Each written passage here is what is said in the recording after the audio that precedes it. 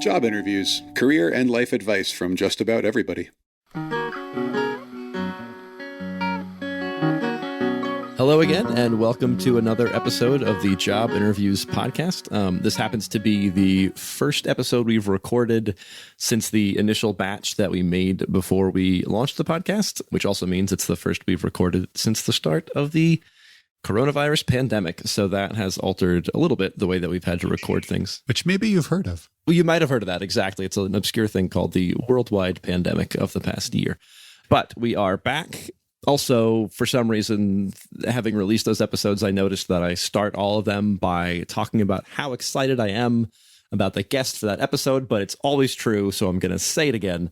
Very excited for our guest this time around, Breanne Williams. She is a journalist, a reporter, an idealist, a passionate person, and we are going to cover a lot of really important topics, both directly related to journalism, if that's a field that you think you might want to go into. There's a lot of real valuable stuff here. And then more broadly, also the just challenge of trying to choose what you want to do with your life, which is really much more of an ongoing thing, I think, than most people appreciate. It's not a single choice you make when you're 16 or 20 or whatever. It's an evolving sort of plan. So Breanne was generous enough to share her time and life story and insights with us in a way where we can kind of see how she addressed and lived through those challenges. And, you know, I think it's a lot of really useful stuff for anybody in that situation. Yes, I echo Patrick's sentiments about being excited for this guest and for every guest, because I'm also excited about all of them. And I can tell you from a behind the scenes standpoint that the two of us are not often excited about many things. That's true. You only see us when we're excited. Right. Yeah. So you may not know that we're being sincere, but we know it. Yes. Anyway, yeah. So I was very happy to be able to do this interview. And one sort of benefit I think that you overlooked just a second ago that I would like to point out, even if you're not interested in becoming a journalist, you know, you still live in the world and find out in some kind of way what's going on around you. And journalists play a very large role in, in however that happens. So certainly it's useful to have someone with experience in that field just sit down and explain to you in a very practical, hands-on sense how it actually works. So yes, genuinely very excited to be able to bring you this interview and very grateful to Bree for sitting down with us.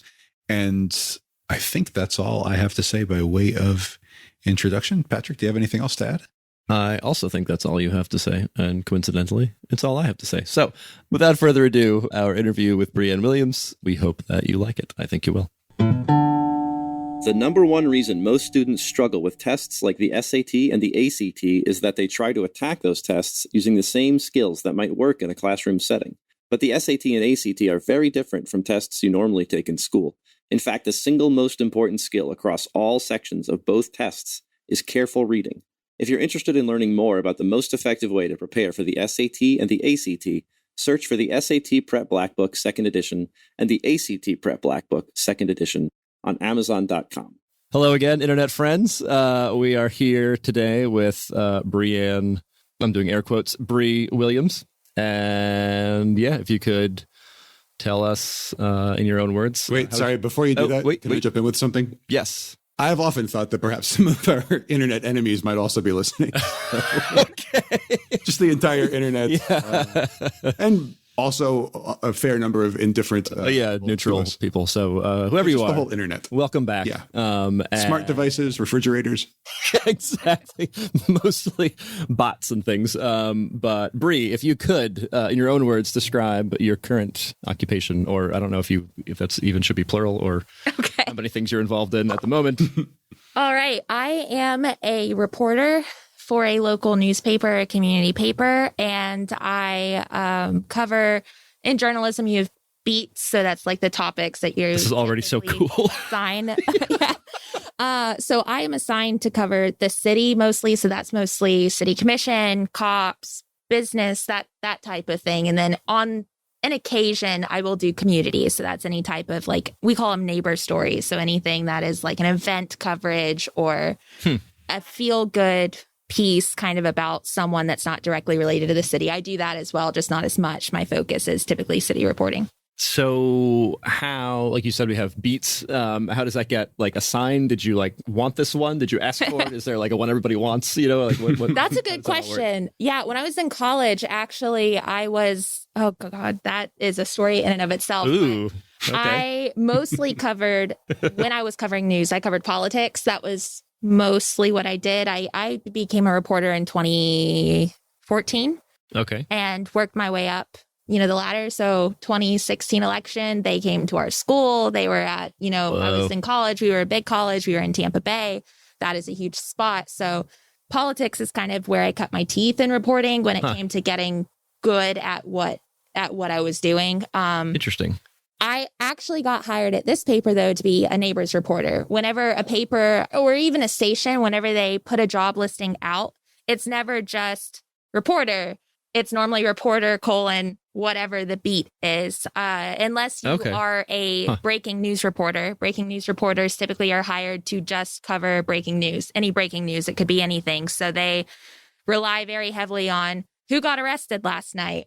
Is something blowing up? Is there a shooting? Is there a bad I was going to say, is something blowing up, though? Yeah. Yeah. So they spend a lot of time on their laptops checking news alerts, but the thing is, if you're a good reporter, normally you can beat a news alert. I was going to say, that's a kind of an interesting middleman for a news reporter to have. Like, oh, I can't wait till this gets on the news so I can put it on the news. News alerts come from, let's talk specifically about anything that happens, whether it's a shooting, a stabbing, if there's a bad accident, if the police department or the sheriff's office is involved. They have what they call PIOs, which are public information officers. Okay. And a PIO's job is to be the in-between between the officers and the media. So the PIO will let the media know, hey, there's a shooting. It's at John Smith's house at 1234 Apple Avenue. And we have the media stationed at 1236 Apple Avenue. Come meet the PIO. We'll talk about it. And then you go there. However, if you work at a larger paper broadcast station, you might have a scanner or something to where somebody's listening in and can know what the police calls are. And it'll be like, oh, that's probably something we should go out to. We don't have that, but we are a tight-knit community here. So what we do have are neighbors that call us. Yeah. I think there was a shooting down the street. And then we're like, what house about do you think it was? Yeah. Wow. Yeah. So, yeah. But breaking news people, typically their only job is to what's happening right now. And then they will cover the widest berth of any material. category. Otherwise, you typically pick the jobs of things you want to write about and then apply for those. You're applying, like, when you're applying, that's what you're I'm going to be an education reporter. Yeah. I only apply for education reporter jobs, etc. Stuff like that. Cool. I had a question, but I think Mike does too. So I'll hit it. Well, I had a few. So one of them is, actually, I'll go kind of in reverse order from how they just came into my mind when you were speaking. What you just described about the neighbors, calling into you rather, it almost reminds me of like when you watch a police procedural or something on TV and the police like cultivate these informants, like I have a network of, my guy said, blah, blah, blah, blah, blah. Is it like that? How does the neighbor come to know, or whoever's calling in, how do they come to know that they should do that? And is it the same people like who often call in, or does the call come from anyone in the community? Like, how does that even happen? How does that come together? So when you start a job, nobody is going to know who you are. Nobody is going to know that they should call you. So it typically is months and months of you proving that you're good at your job, proving that you care about accuracy and pushing the boundary and not just being a parrot for what has been shared, I guess, via like news releases. Like typically you go deeper. And if you start to cultivate a reputation in the community, people start to trust you. In a small town, especially, everybody ends up with your cell phone number, even people you never gave it to. And so you kind of get the reputation of being, hey, something's going on. We should call so-and-so. We do tend to have the same people. We call them our sources. They're our sources. We don't ever tell who a source is. We very much will keep that like close to chest. that is the biggest relationship you have, is between you and your source, whether it's me and the chief of police or me and John Smith, who lives, down the road from me. Like, I have the to guy who got shot in the previous. Oh, that's true. Yeah. That's true. I need a better name. So you have to make sure that relationship, it's one that's based on truth and accuracy and no bias. There cannot ever be any type of bias at all. Like, in journalism school, they teach you that you can never allow anyone to buy you, and the aspect of they can't pay for your dinner. If you guys are having a lunch to talk about something, you have to buy it. They cannot ever pay for anything more than the price of a cup of coffee. And even that is not encouraged. So there can never be anything that in their mind, they would be like, they owe me because I bought them Taco Bell or something, you have to be very careful with that. But then over time, you develop that relationship. The same sources typically do call over and over and over. They become like in Game of Thrones. I don't know if you know, Varys has his little birds all over the city. We do too. So do the police. So does everybody. Like, if you work in any type of informant-based industry, you have people that keep you informed, because there's no way you can know everything by yourself unless you have people talking to you. Wow. So that sounds like something, because I think of journalism as a field that is radically changing. But what you described sounds like something that would have been true, 150 years ago or something. Like, it seems like, I don't know, as long as there have been newspapers, it would seem like that kind of network you described would have been basically the same. And it's interesting to me to hear that, it makes sense that it still operates on. It still does. I will say, in today's day and age, some of my sources are people I've never met before that are on Twitter and follow me on Twitter. And, will just DM me and be like, yo, I saw this and don't know what it is, but seems weird. What do you think? Like, here's what I saw, and, whatever. And so the way they connect with you is different, but the fact that it's a person call, in the community. I have some people just show up at the office, which we're in a pandemic, so I'm never at, if I can help it, looking for me. But they'll stop me on the street if they see me. But a lot of it has become text, social media. That's cool. So do you, like, you said that you apply for a certain beat, and you started out with the neighbors thing you said initially, and now you're more focused on city stuff. How did that happen? Well, there was a interesting transition at our paper and papers across the country. President Trump put a tariff on paper, which was having newspapers, all over the country had to kind of crunch down on their budgets to try to make ends meet, because now it was much more expensive to print. So that was a big enough. So, broadcast stations, they were fine. There wasn't a huge issue. If it was an online publication, not a huge issue, but an actual physical newspaper. So that was something, it came around that time period, but as I'm sure you all know, newspapers are not financially great right now. If it's a physical print paper, they're not doing swell, as they say. And there are... As they used to say back when newspapers were doing exactly. There are budget cuts and staff cuts every newspaper in the country right now. And when that reallocation hit us, I was asked to switch beats to become the city reporter, and then occasionally step in and do neighbors. And our other, like our associate editor is also our sports editor, and he had to start writing neighbor stories as well to kind of help cover that whole. So it's a tight staff, and we're doing everything we can to kind of make sure that we still cover everything we need to be covering, that we're not leaving a hole. I'm sure we are. I know we are. There's no way that a staff that is this tight can get everything. And that's something that, haunts us every night, that we're missing something. But the opportunity was offered. I had the choice to say no. I didn't. I prefer city reporting, love city reporting. I love the grit of it. So definitely jumped at the opportunity to switch. That's cool. That kind of, Mike. Sorry, that touches on a question that I kind of wanted to ask when you mentioned how the job listings are put up, that it's not just a general reporter, but specifically, to a beat. How different is the skill set from one thing to another? And I should add, I was I was on my high school newspaper, and I read a few things at the time. So maybe these questions are a bit naive or whatever, but that's about all I know about journalism. But so like, how different is it to cover neighborhood stuff or neighbor stuff versus crime versus city versus sports versus whatever? I should say I'm young. I'm 25, so I have been in this for a few years now. I feel like it's been eons, but it's not. So my perspective it is probably very different from people that are decades ahead of me. In my mind, though, just based off of what I've seen and what I've had to cover, the skill set itself is not that different. You know how to do a reporter's job. You can do it for any beat, but your personality, that makes a huge difference in the jobs you go for because, covering crime is hard. You go out to crime scenes. I am not going to get into graphic detail on here, but the things that I have seen as a reporter is not something that some reporters ever want to touch. They do not want to touch that with a 10-foot pole. Wow. And there are people who have passions for things. If I am passionate about education, I'm going to want to be reporting on our school board, on where our state money is going. Are schools underfunded? Are there being children left behind? Is it a privilege-based system with, private schools versus public schools and where funding go? Where you're passionate tends to be where you will do the best reporting. If I am asked to cover sports, God help the paper that hires me to cover sports, because not only do I not know much about sports, I know the sports that I played, and I know the sports that I have been drugged to games to in college, but I should not ever be a sports reporter because there is knowledge in that industry. You kind of have to know the industry you want to go into. There are things about crime that you're going to need to know. There are things about sports. Can you learn it on the job? Yeah. Yes.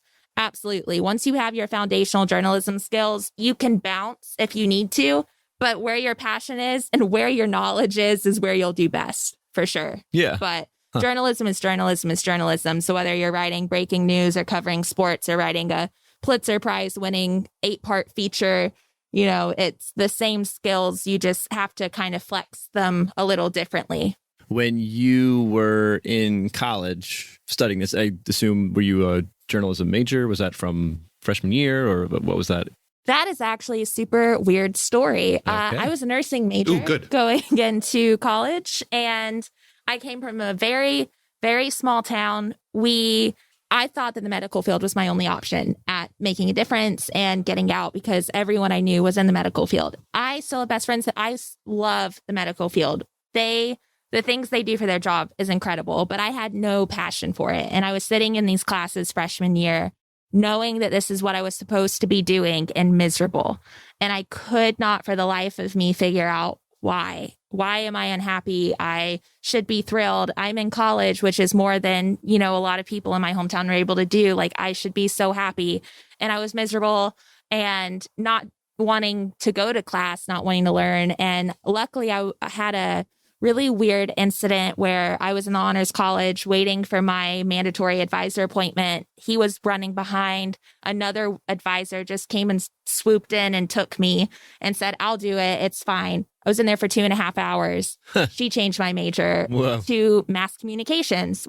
I didn't know what that was. She just, after 2 hours, was like, this is what you should do. And I was like, all right. Wow. Worth a try. Yeah. Mass comm is different from journalism schools, and the fact that journalism is a journalism major. Like, that's all you learn. And mass comm, technically, I have a degree where I can do news editorial, which is what mine is. So that's journalism. Broadcast, I could do PR, or I think the other one's advertising. So it's a degree that lets you kind of bounce around more. And once you get in it, you have a focus. You have to pick a focus. I picked news ed. So basically I was only taking journalism classes, but then you have to take electives essentially within that degree. And so then I could have taken a PR class, a advertising class. I took podcasting. So that was one of my electives. I forget what the other one was. It's been a few years, but it was still, I chose things that I thought I could use with my news,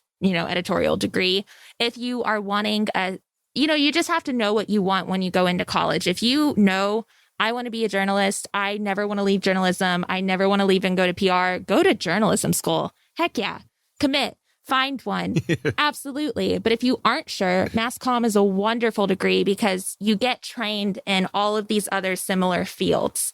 A lot of journalists leave journalism once they start families because the paycheck in journalism tends to not be good, to say the very least. And so if you have that backup, you can pop over to PR, you can go to a broadcast, which is, TV news, which is a whole different world than print journalism. You could go into advertising. But if you find a school you want, the mass comm program is still amazing. I had the best professors with my news editorial. So I have no regrets. If I were to go back, I would still choose mass comm at this school every time because of the environment and the professors that I got to learn under. So if you have the time, look up the staff for the school you're wanting to go to.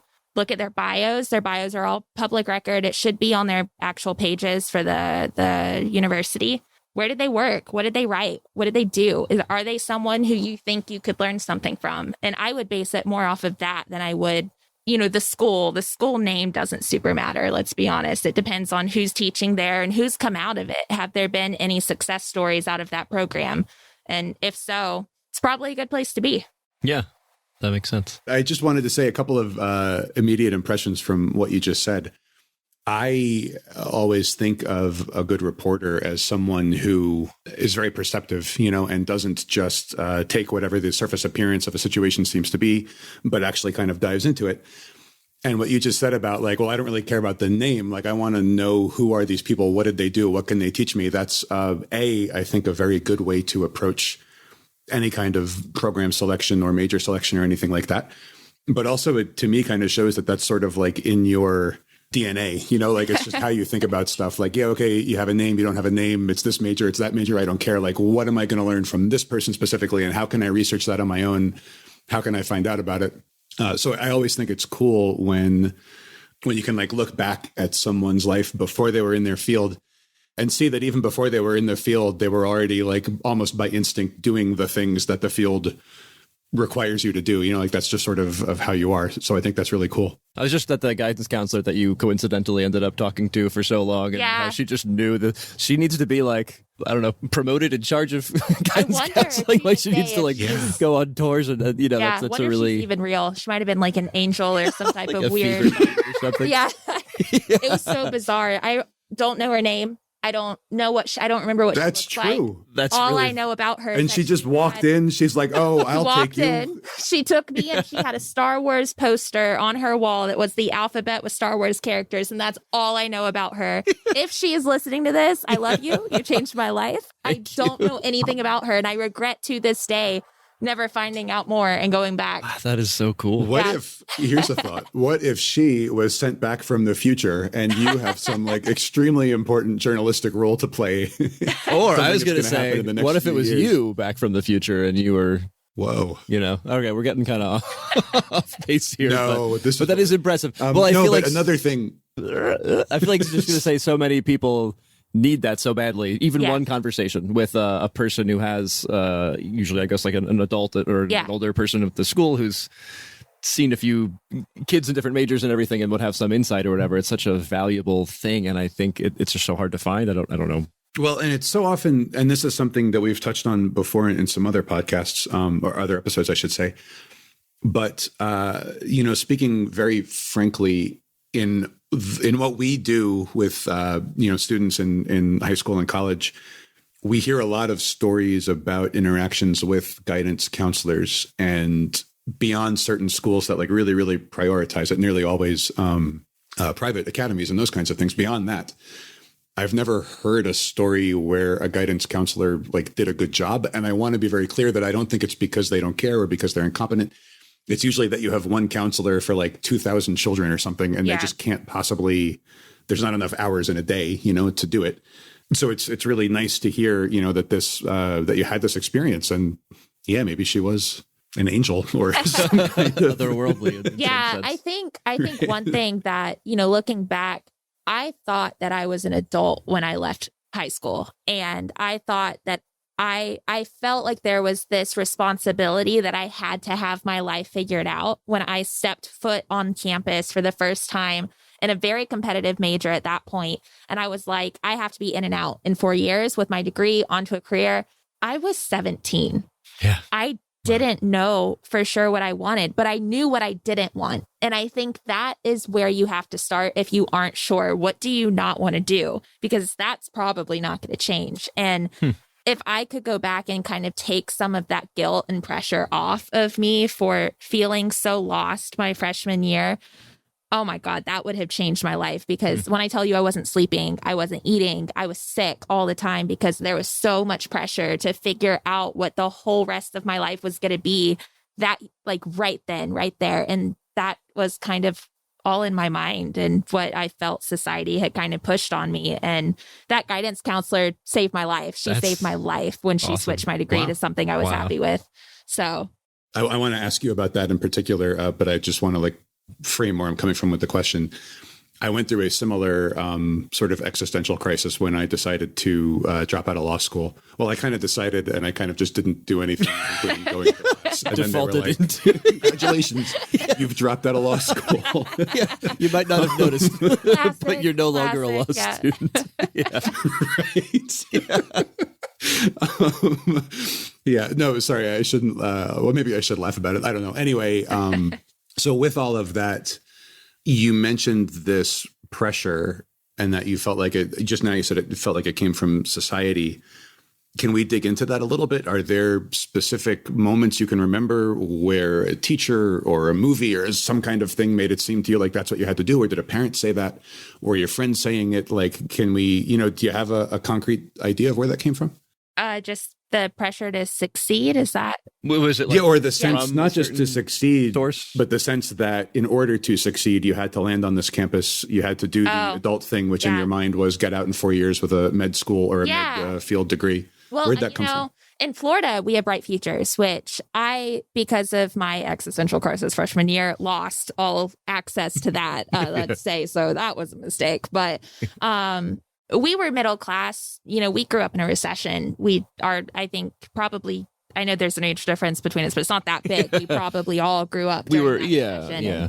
I had a mom that was in a job that she hated. That was a government job, and she kept because it was a routine paycheck with really great health insurance. And to me, there wasn't wiggle room. Like, I had to get in and out because that was the only way to afford to do it. I had to get the career so that I could financially be stable, because you can't survive if you don't, so it was all of this. I think everyone was in the same boat in my small country town. Like, there were very few of us that were just money to blow and throw around. We all kind of were working really hard, and it was a hyper competitive school. Like, I dual enrolled starting at 7 a.m. and then I would go to classes. When I did science fair, I went to internationals every year. Like, I was in organizations and make sure that I was on all of like my application to college had to look great. Yes. That was repeated by my guidance counselor and teachers and my parents and my peers. All of my friends were so it came from everywhere. It sounds like. And yet, looking back, what we had to do versus the high school kids I interview today, my God, when do they have time to be kids anymore? Because I would still hang out with my friends and play video games or watch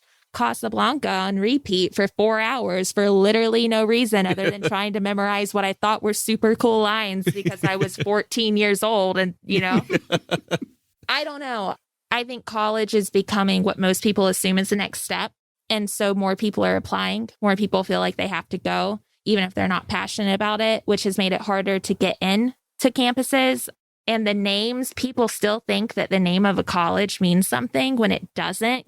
A degree is what matters. There are exceptions to that. If you can get into Harvard, girl, and go. But if, other than that, if you feel like you are being pushed in one direction, you should stop and try to analyze why. Because for me, it was more, I had to get out of my hometown, and this was the only way to do it. And so I had to make sure that I was successful and didn't have to come back. And, what I thought would be failing would be moving back in with my parents, back in a hometown where there weren't any type of jobs in any of the fields that I, now have a passion for. And that was very, very young and naive and black and white thinking and not accurate at all. But that definitely was when I was 17, 18 years old, pressure to go forward. And then in college, all of us were just being told by our university that we have to get out in 4 years because they get money from the state if they have a 4-year graduation. So they push it very, very hard. Orientation, they're like, all right, T-minus 4 years and 0 seconds. You guys are out of here. We're like, all righty then. Yeah, don't get too comfortable. Yeah, so universities, they push for it for sure. Did Did you know that every math question on the SAT or the ACT can be answered in under 30 seconds if you find the fastest possible solution? Now, you don't have to answer each math question in under 30 seconds, of course. You can still get questions right by using longer solutions. And in fact, that's what most people do when they get a question right on those tests. But approaching standardized math questions in that way takes a lot more time, causes a lot more frustration, and greatly increases the likelihood of making a mistake that will cost you the question. In short, it's harder overall, and it usually results in lower scores. And it's absolutely true that if you find the shortest solution for any math question on an official SAT or ACT, that solution will take less than 30 seconds, sometimes as little as 10 seconds or even less than that.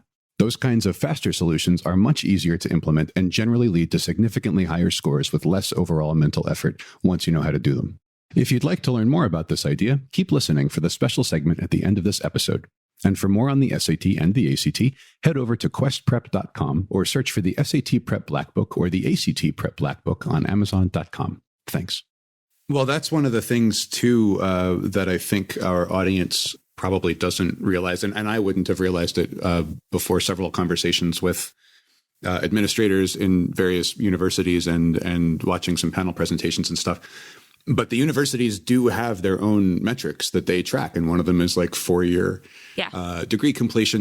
They even track things like the mental health of the students. You know, not that I'm saying that that shouldn't be tracked, but I mean, like, that's how granular it gets. You know, like what percentage of the students need mental health interventions, student income, food pantries, like all these kinds of things that you as a student or a parent of a student might not realize anyone's paying attention to. Yeah, they are. The schools are tracking that, right? And very often something with funding or rankings or whatever could be very closely tied into those kinds of metrics, which also goes back to the idea that a large portion of what drives higher education is more like business and financial concerns rather than what you might think of as like educational, you know, ivory tower kinds of concerns. But yeah, thank you for raising that point, because that is super important and something that's really, really good to be aware of. And at the end of the day, you don't owe them anything. If you want to take 5 years to get your degree, if you want to take 6 because you're working a full-time job, to take your time and do not let them bully you into, well, you need to be a full-time student at all times, because what are they going to do about it? Honestly, what are they going to do? Like, come on, get your degree at your own pace. Make sure that it is something that is healthy for your mental health in college is going to be at its peak. Mine dropped lower than it's ever been and was higher than it's ever been, all in the span of like 4 years. I mean, talk about a roller coaster. So you need to prioritize your health and your well-being while also still working toward getting what you want, which is hopefully, you know, a degree that you're obsessed with and will build your future off of. But definitely look into that. Our school was going after preeminence when I was there. So we had to consolidate campuses. It was a whole thing. So definitely keep that in mind when you're looking at universities. What are their expectations on you? Not just what are your expectations for them? Yeah. A follow-up thing, well, kind of, maybe not specifically follow-up to the school thing, but to the thing just before that, it was when you mentioned that it often seemed like, or I guess it did seem like the medical field was kind of your only option. You said, if my notes are accurate, you said 2 things: that it was your only option to get out, but also your only option to make a difference, is how it felt. Yeah. Yeah. Well, first I wanted to applaud you, you know, that was something that you wanted to do, because not everybody thinks like, how can I, you know, positively impact the world? It's not always how people engage with their education and career choices. So I think that that's impressive. But I also wanted to ask where you think that came from. Like, were you born with that, or was that also part of the messaging from school? Definitely not from school. I think, no, not there. I grew up in a very religious household. And when I say that, it wasn't like we go to church on Sunday and check that box. Like, my father is a missionary to Kenya. My mother, she ended up remarrying when I was, I think, 6 or 7. And we were in church 3 to 5 days a week. Like, we were a faith-based household. My mother would wake up 2 to 3 hours before work every day to do quiet time in the morning. Like, it was very much something that was instilled in us. Your life only matters if you're living it for someone else. Like, you have to make sure that anything you do, whether it's paying for someone's food behind you at the drive-through or helping someone in need, even if it means giving them the shirt off your back, like, that was just something that was very much instilled in my sisters and I.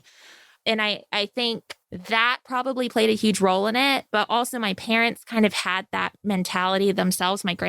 a lot of my close friends. So I was very lucky to have people that lived their lives giving back.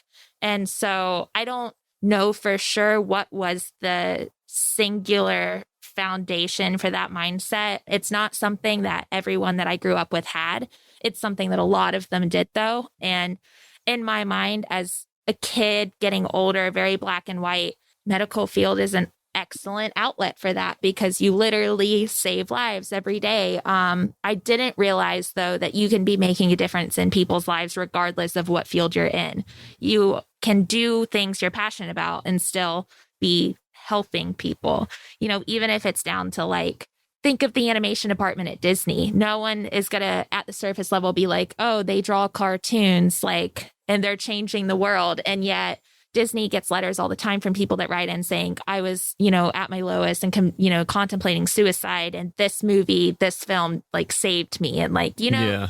So it doesn't have to be that dramatic. You could just make someone's day better too. You know, if you can bring joy back into this world in any form, that's 100% like making a difference. But that was something that we had, at least me specifically, I don't want to speak, you know, for everyone in my family. Like that was a mindset that I had even after like I left, you know, the church later on, but it's still definitely like that is a driving force behind most of my decisions. I don't live up to it every day, but I try to. And I hope that at the end, if you balance it out, when I end up dying, that there will have been more that I gave back than I took. And yeah, so there you go. But journalism ends up having a lot of outlets for you to be able to help people. So who knew? Yeah, I mean, information, like sharing information about important things that could otherwise go unnoticed, whether they're good or bad. I mean, it's just, it's really important. Yeah, it's critical. Who knew? Like, Yeah. It never crossed my mind that was a job option. And I got to college and said, that's the job of my dreams. I want that. That's not just a job. Yeah. The job option. That's everything I want in life. Other than, you know, being a children's bookstore owner, you know, because Meg Ryan proved that was the best job in the world. And other than that, this is a close second. That came up pre-interview. But so, yeah, I think one really, really important thing that you mentioned is that you can find purpose. And I would say literally anything. Like the reason every field exists is only because it provides something that someone needs. And it could be they need it to live another day. It could be they need it to be happy. It could be that they need it to keep their household running or whatever. You know what I mean? Yeah. But every field can only be because it fulfills something that people need. And you could potentially find, you know, it's going to change person to person or whatever, but you could find something really meaningful to you, really you know, like all that could potentially be anywhere, and you don't want to artificially limit, you know, if you're a teenager or you're somebody looking to change careers at any stage really in your life, you don't want to artificially limit what you think you might do because some things don't seem important enough or something. Or if you find what you're passionate about, you go toward that, you will be bringing joy to someone else because that's your passion and you're going to do it to the best of your ability. And you know, in ways people probably haven't thought of before, and the world will be better because you're living in it and doing something that you love. And do not ever think that there's like guidelines that, you know, I have to do X, Y, and Z or else I'm wasting my life. You know, get the art degree if you want to get the art degree. Don't let somebody badmouth it because some of the best art in the world has changed the world, you know. And also, if you know you're super passionate about that and you don't do it, it might be the wrong choice, but you might spend the rest of your life thinking, oh, I wish I had like gone down that path a little more, and maybe go down a little more and you realize, you know what, this isn't like the best choice. Yeah. But I checked it out, you know, I knew it really meant a lot to me. Yeah. Exactly. And then you have that knowledge, whereas you could, you know, always think, oh, what if I'd done that? And if you're miserable in a job that, I mean, you're not going to be doing the job to the level that you probably should if you're not happy. And people will pick up on that. You can't fake it that well. Like if you do not like your job, it's going to bleed through. So definitely. We're going to know. Possible. I also think a theme that has come up in pretty much every interview so far is, let's say, just to build on that hypothetical of an art degree, even if it ends up not working out for you, if you approach whatever you're doing with a proper mindset that you're going to engage with what's in front of you and try your best and meet other people who are involved in it, whatever, you're very likely to make a connection or find out about something or kind of inadvertently end up doing more research on your next step forward, even if it's not what you thought it was going to be going in. Absolutely, yeah. Yeah, as long as you're taking advantage of the opportunities around you and being involved in that sort of thing, you're more and more likely to get something out of it, even if it's not what you originally thought you were going to. That was something else that I kind of wanted to circle back to about something that Bree said. So, if I'm trying to put myself in what I imagine your position to have been when you were sitting in those classes, for the medical field and realizing I've done everything that I thought I was supposed to do. I thought at this point I should be really excited, and I'm very much not. So in that mindset, a lot of people, I think this might come down to personality types or inclinations or how you're raised or whatever it might be. But a lot of people just stay with that anyway, and they go on to not like it. And some of them, I have to assume statistically, probably not every single adult person in the world is happy with every choice they made. Like that feels like a pretty safe statement. Yeah. So I'm sure that, like I said, I'm sure there are people who just gut that out forever, especially in previous generations when it wasn't quite as easy maybe to change careers or to learn about something or to get trained up as it is in some fields now. But with all of that said, I would have been someone who would switch tracks. I did. I switched majors. I dropped out of law school. I should add, law school is not a bad thing. It's just, for me, it was not a great thing. So I feel like I understand that a little bit, and I applaud you for doing it. It's hard to do, especially I think the younger you are and the bigger your previous commitment was to the thing that you're now going to abandon because it's not the right fit, the harder it is to do. At least that would be my guess. So yeah, I first of all applaud you for doing that. I would encourage anyone who's listening to this and who maybe eventually feels themselves in that situation. I don't think any one of us could say that we know for sure what that hypothetical person should do, but it's at least an option. Don't think, well, because I committed to this idea when I was 13 years old, now I have to do it for the rest of my life. Maybe you don't. It's not for me to say whether you do or you don't, but maybe you don't. And yeah, that's super impressive that you had the self-awareness at that time to realize that was even how you felt. And then secondly, that you had the bravery, I don't know what the word is, that you had the heart, to say, okay, well, maybe this didn't work. And to Patrick's point, okay, maybe you try a new thing and that doesn't work either. And then you try a third, it doesn't have to be that right after you switch out of one thing, you're going to switch into what you love. But I think just judging from the way you're describing this and sort of your energy and those kinds of things, I think that if the first switch had not been a good fit, you would have switched again and again and again, until you found a thing where you were happy with that thing, which is really impressive. Yeah. And I had the added benefit, of it wasn't just 1 semester, 2 semesters of me. And I was in a nursing academy in high school. So I graduated high school with my CNA license. So wow. We had been, for 3 years of my high school experience doing medical based classes, and CNA license do not take you that long to get. But that was the training in the academy. And then you end up graduating. You had given it a shot for sure. Yeah. It wasn't So I was in nursing homes, at the hospital, and at a dermatology clinic, doing clinicals. And it was, at least I wonder, looking back, had I not had that foundational knowledge going into then hypersensitive classes where it was, anatomy and biology and chemistry, but times 10 because you're in college and it's not the classes that you're taking in high school. Looking back, I wonder if I would have been so quick to switch. But at that point, I knew what burnout felt like, and I was 18. I should not have been having burnout in a field at 18 before I technically was ever in it. Yeah. And so for me, it was either I'd be miserable for the rest of my life or I'd take a chance on something, and I didn't know what to take a chance on. And when someone said, how about this? I was like, okay, okay, fine. And you're right. Had it not worked out, I would have, after a year or two been like, I can't do this. And then left again, probably. But it seems as simple as in your case that you just made the decision of I need to look into other stuff. You know what I mean? Yeah. It happened to be that the first thing was a great fit, but you knew at that point, okay, I'm on a journey or whatever of figuring out what this thing is. Fortunately, you were able to do it fairly quickly. Yeah. But you had kind of made that pivot to, I'm definitely not just sticking with whatever's in front of me. I'm going to figure something out that I feel good about. One piece of advice that advisor / angel / future traveler gave me was she switched my degree, and then before I had ever taken a single journalism class, she told me to get involved with the student paper on campus in any form that they would have me.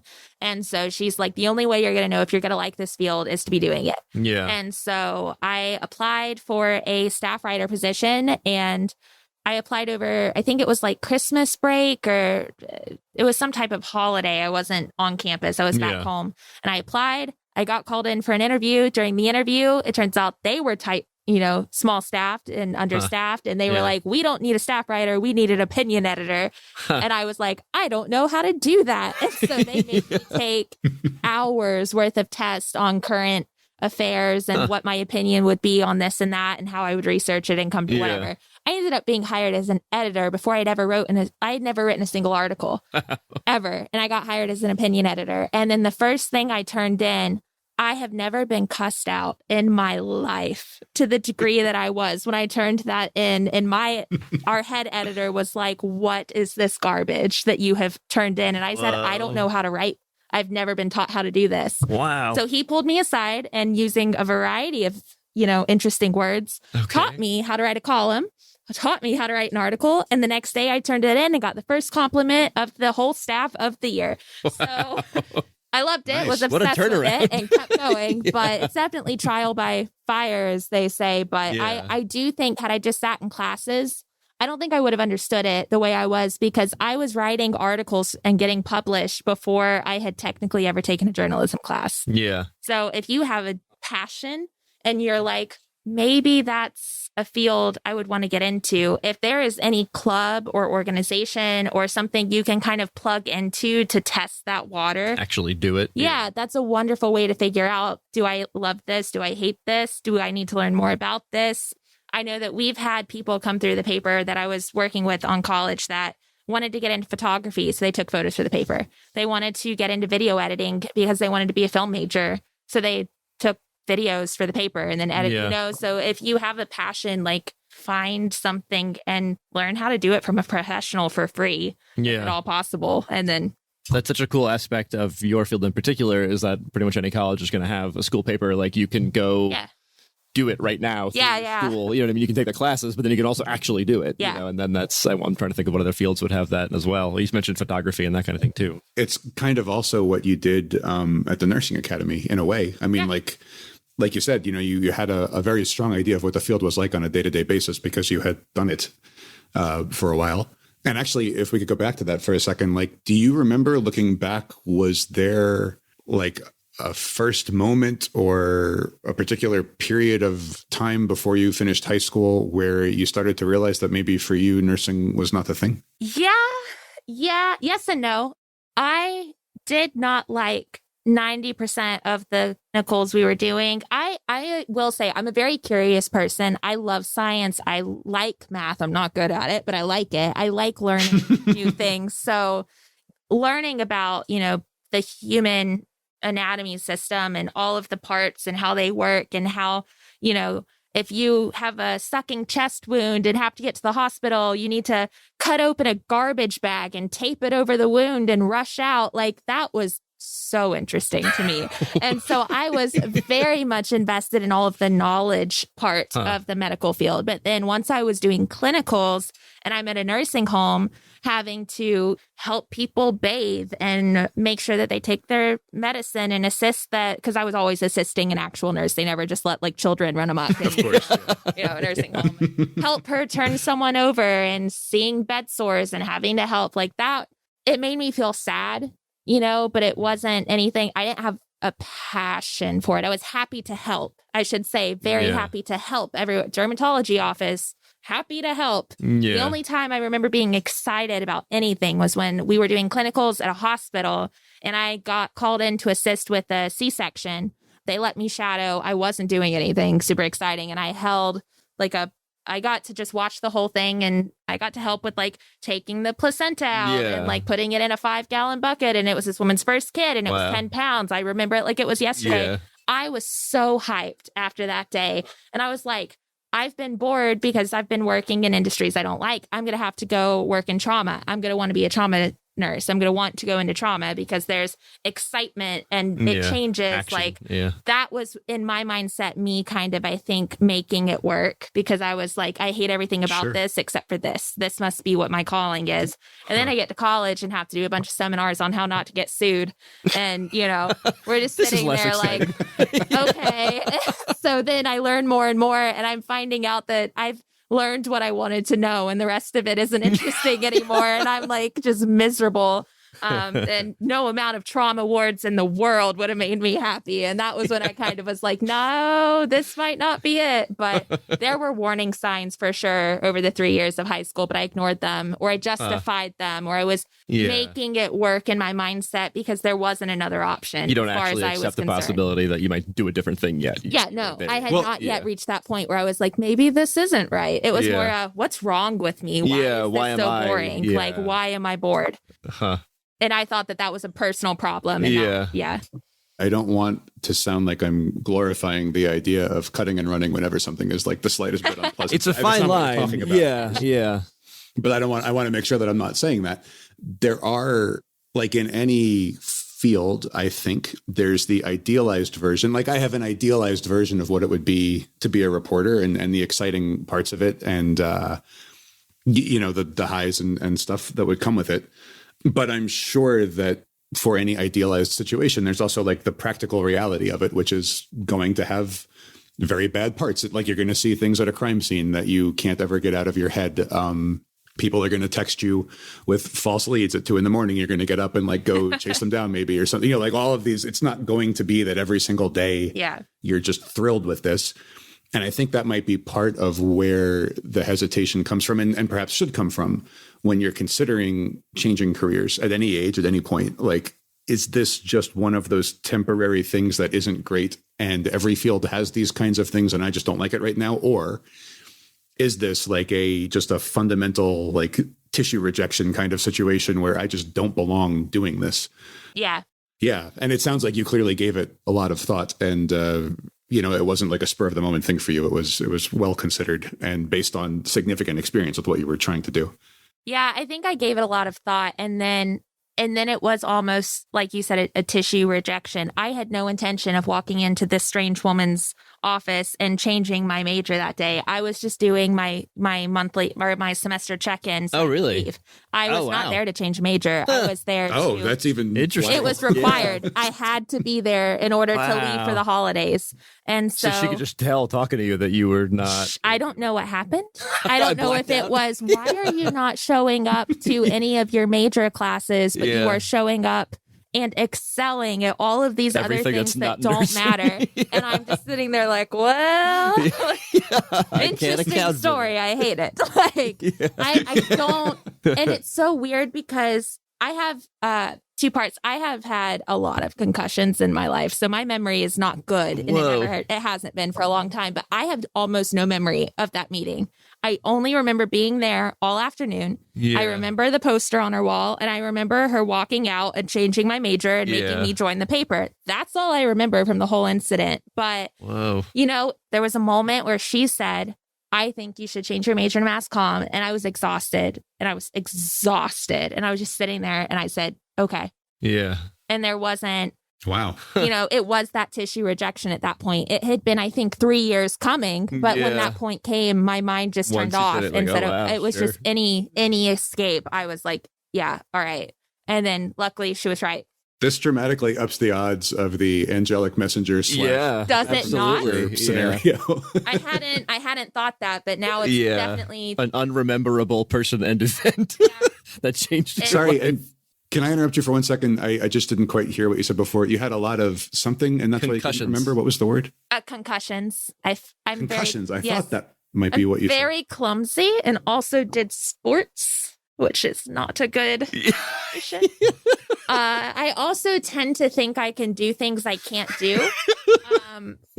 And then you can't remember how badly they went. Yeah. Like once, I think my first one that I got in college, I had before, but my first one in college, I was in a night economics class. And this guy that I partnered with for projects was a surfer. I surfed, not we're Floridian surfers, so come on, it's not like we'd hold our own in Hawaii or anything, but I surfed. And he was like, we should go longboarding one night. And I was like, yes, love a good midnight surf. Who doesn't?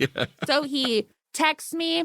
I meet him. I thought a bunch of us were going to go. He pulls a skateboard out of the back of his car. I'm in board shorts and like ready to go surfing. And he meant longboarding, like a skate. I didn't know that was a thing. But I am committed. and I'm going to do it. You said you were going to. So I said I was going to do it. And so we practiced for a few hours and I was fine. And then we went around campus to a side of campus I had not been and went around a corner. And what he said happened was there was a hill and I almost made it to the bottom. And then I fell off, hit a curb with the back of my head, and then popped back up as if there was no problem. And then repeatedly asked him the same question for an hour.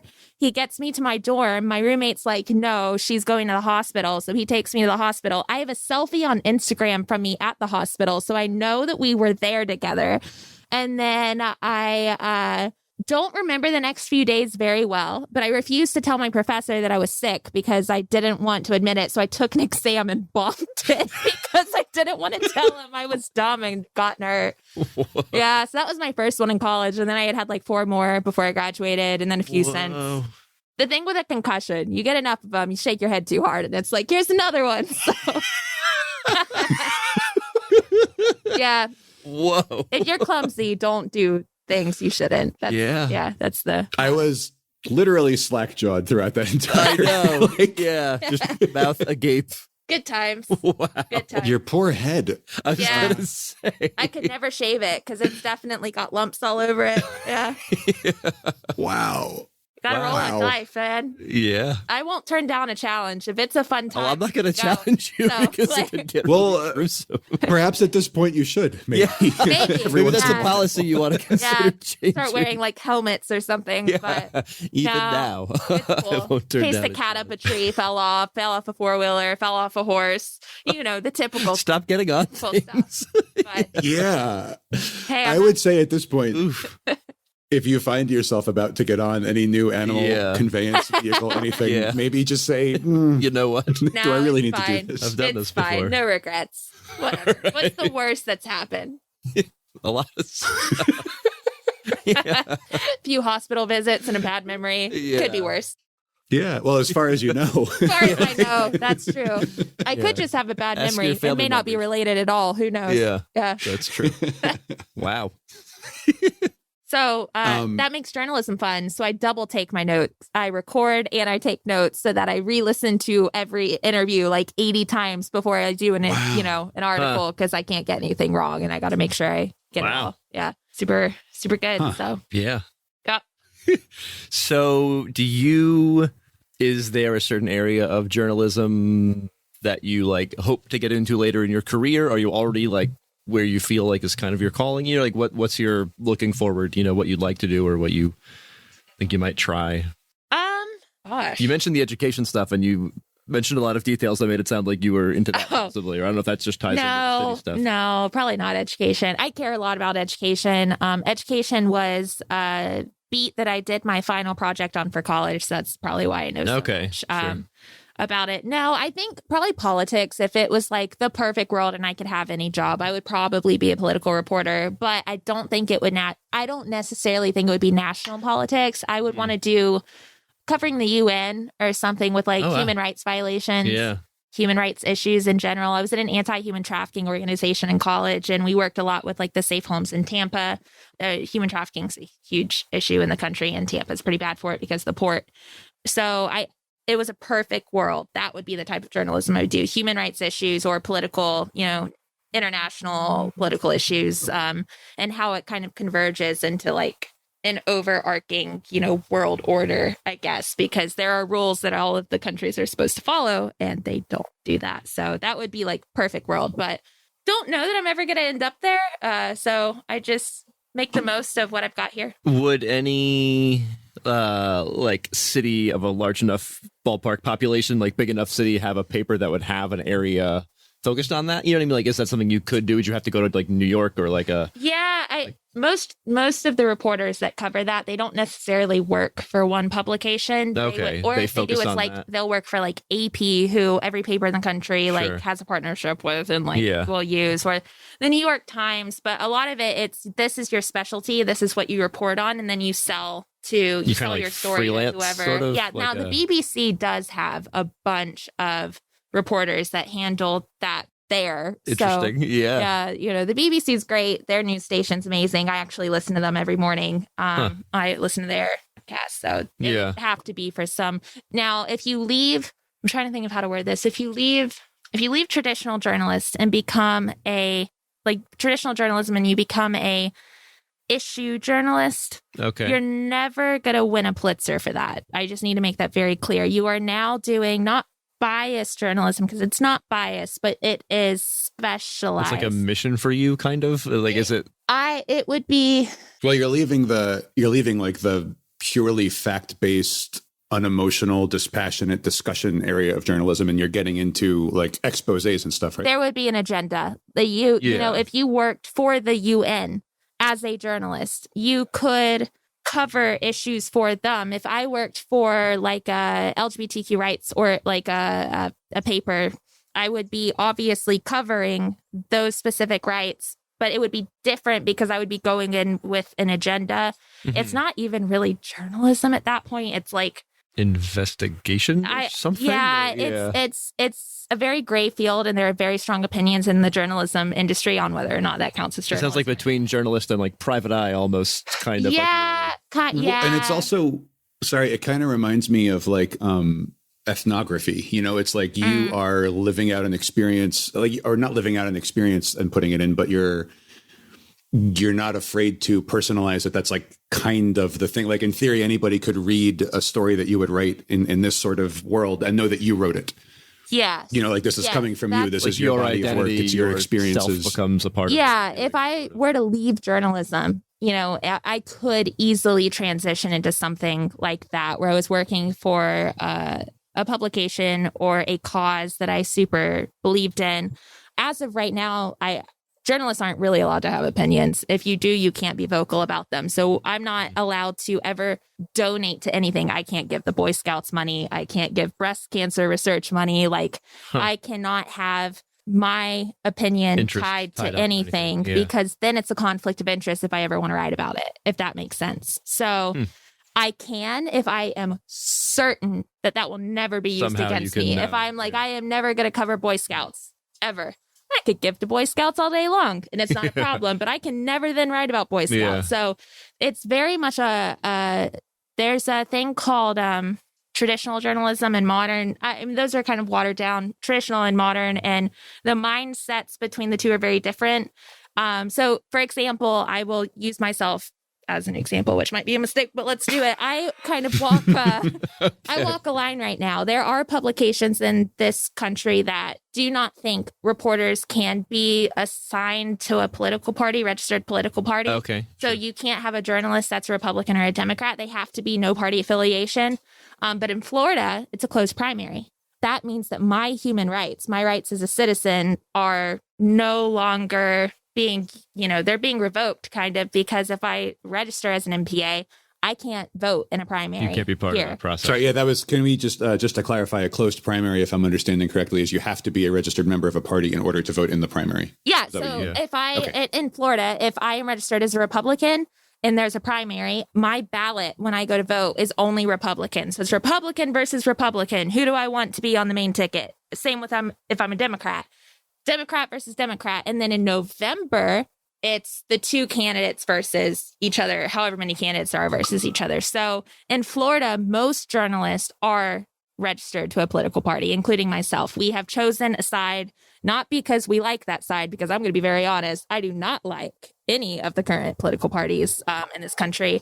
Most journalists that I know feel the same, but we pick a side so that we can participate in that part of the process. In the process in Florida. That would have never been allowed 50 years ago. Like that would have been like, I would have been fired more than likely for doing something like that. So there is definitely a melding of the modern versus traditional journalism. Social media has played a huge role in how journalists do their job now, and the ethics behind getting a story right and getting the story first tend to, as I think we've all seen, kind of converge. And then there's a lot of drama with that. And so if you want to go into journalism, know what you're willing to give up to do the job. Yeah. And then when you look for the paper, I would ask, what do you expect of me when it comes to, how I represent myself on social media, your personal life. Yeah. What am I allowed to be a part of? What am I not? Currently, I'm not a member of anything. Around town, I cover a bunch of groups and organizations. So I show up to meetings often just to stay up to date with what's going on. I'll never be a member of them as long as I work in this community. You know what I mean? Because you can't show a bias to anything. And that's something that I didn't know for sure when I started. Yeah. And it was kind of instilled upon me. They give you grace if you're in college. I was, like I said, in an anti-human trafficking organization. Like, I was part of things in college, but the day that I graduated, all ties were cut. I was like, that's it. I can never be politically, motivated again. I can't blah, blah, blah. Yeah. You have to be a blank slate that can then look at any issue and not be biased. You have to be able to just say, this is what's happening. Yeah. And there are no ties at all. And that's something that, they don't really tell you until you're about to graduate. And then you're like, what? Oh, by the way, that's so weird. They don't like. Yeah. They don't like. It's kind of assumed. I think they just think everyone knows. And then Oh, you're yeah, like, I can see that. what? Oh, you didn't realize that? Yeah. Man, guess I shouldn't care about all of these issues then. That's Exactly. fine. I'll just pretend they don't exist. Yeah. Whoa. Yeah. Well, that's really interesting too, because I would imagine that a lot of people go into, especially now, go into journalism because they want to, like they want to improve the world Yeah, in they some have a kind of way. passion about And their idea of how to something. do Yeah. that is to tell the world what's going on. Yes. But that also spills over into, like, you want to be a part of certain activist groups or just interest groups or whatever. And If you want to be Oops, a you part can't. of activism, you can't be a journalist, or you have to write for an activism-based publication, which in many circles will make journalists think that's not journalism. That's Yeah. really good reporting, Right. but it's not journalism. And so it's definitely like a fine line. And I will say, once you're in the industry, you can't cross the line and come back. Yeah. So I would, if I could make it advice, don't cross it until you know for sure. Like, it could be 5 years, it could be 10 years, it could be 30 years down the road. And then if you're like, I want to cover this because I am passionate about it, and you find someone that's going to hire you to do it, that's amazing. That's amazing. That's your dream. Go for it. But you won't be back, Do you think that that's a decision that you might make at some point, or is it hard to say? I don't know. I think that the world's changing so quickly. Every day I see things that I didn't know I would care so deeply about until suddenly it's something that's on the chopping block. And I was Yeah. like, wait, that's a fundamental human right. How could that, and that, not just talking politically here, like all over the world, like we're seeing Yeah. all kinds of interesting things pop up. I wouldn't be shocked because I was raised an activist, just via the church mostly. Like, my mom was very, very much, you protect people and you do what you can to look out for people. And that kind of was the biggest thing that I had to let go of when I became a journalist. so here comes my open-ended question. I would say that it sounds like you are a very idealistic person in a good way. In the sense of like having ideals and caring about them. Yeah. I mentioned Not like that unrealistic, you- but It's all the Star Wars Gary, I did as yeah. a kid, right? They've instilled that hope in me at a young Exactly. age, so it hasn't burned out yet. yeah. So, and I would imagine that journalism in general holds itself to a standard, as you've been describing. There's these sort of rules, whether unwritten or written, about what you can and can't do, in order to maintain the appearance of being unbiased and all of that, which is also in itself, an ideal that you hold yourself up to. So here comes the pessimistic and open-ended part of this question. As you were sort of just describing, there might come a time when you want to cross that line away from the unbiased sort of like gold standard of what a journalist should be, and move in another direction. And once you do that, you don't think that you can come back. And I presume that you learned these ethical standards from other journalists, your professors and those people who modeled it and told you this is how we do it. Okay, let me interrupt myself one more time and say, I think that a lot of fields have these kinds of, maybe not exactly the same kinds of standards, but some kind of standard, an ethical sense that these are the things we do and those are the things we don't do, and so on. And one of the things that I think I've observed as I get older is that there's a point where those standards and the ethics and the idealism gets smacked very hard in the face by reality, because if other people are not ethical or don't hold the same ethics that you do, maybe they hold what they consider to be ethics, but it's not what you think is ethical, or maybe they hold no ethics, whatever. There's a potential for all of that to literally at some point make it so that you can't have a job, you can't feed yourself, you can't, if you're going to stick to these things in some situations, if you're going to stick very hard to your set of ethics, then you may find it very rough going in a practical sense at some point. What do you think about that? Am I off base? And do you have any comments on that whole potential issue or whatever? Again, very open-ended. What are your thoughts? All right. Yeah. Well, sorry. Let me give. Can I? Give a little bit more context to that. It's one of those things where I'm realizing a lot of the motivation for that question is in my head. I didn't say it out loud.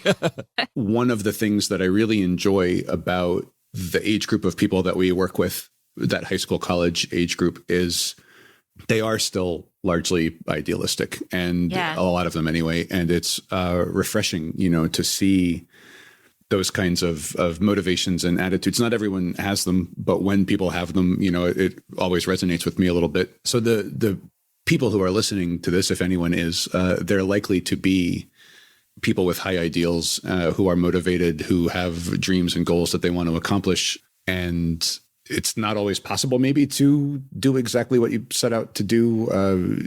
Life gets in the way. It's not as direct as just, well, I'm going to go out and be a good person and then everything is going to happen well and good will prevail, like in a Star Wars movie. It doesn't always work out that way, I think. I feel this question turning a lot more dark than I meant for it to when I started posing it. Since you are someone who clearly, to me, you seem to be motivated by a desire to help people and do the right thing, which is excellent. And you've done that. You've put that into practice. You continue to put it into practice. What are your thoughts? And do you think at some point, like you said, maybe at some point, I'll find something where I just have to get involved in a different way than I am right now. And maybe then I would cross that line. Also, do you genuinely believe that other people don't cross the line? I'm asking sincerely. That sounds like I'm doubting you, but I don't mean it that way. Do you really think that the other, local reporters take that as seriously as you do? And you could speak, please, really on that. General, broad, everything. Okay, I'm going to try to break that down into a few subsections. Sure. Do I think let's start with the last one. Do I think other reporters take it as seriously as I do? Some take it more than I do.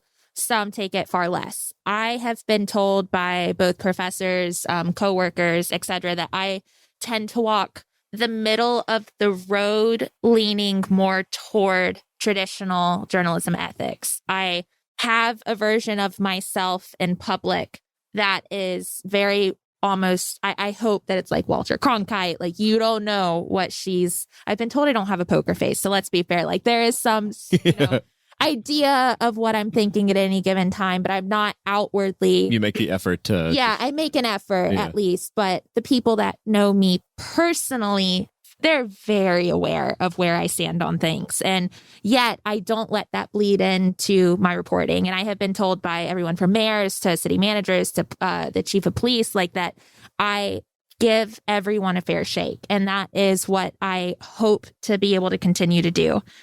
I have worked with people both, this is not my own, I've worked in multiple publications at this point that have been accused of bias reporting.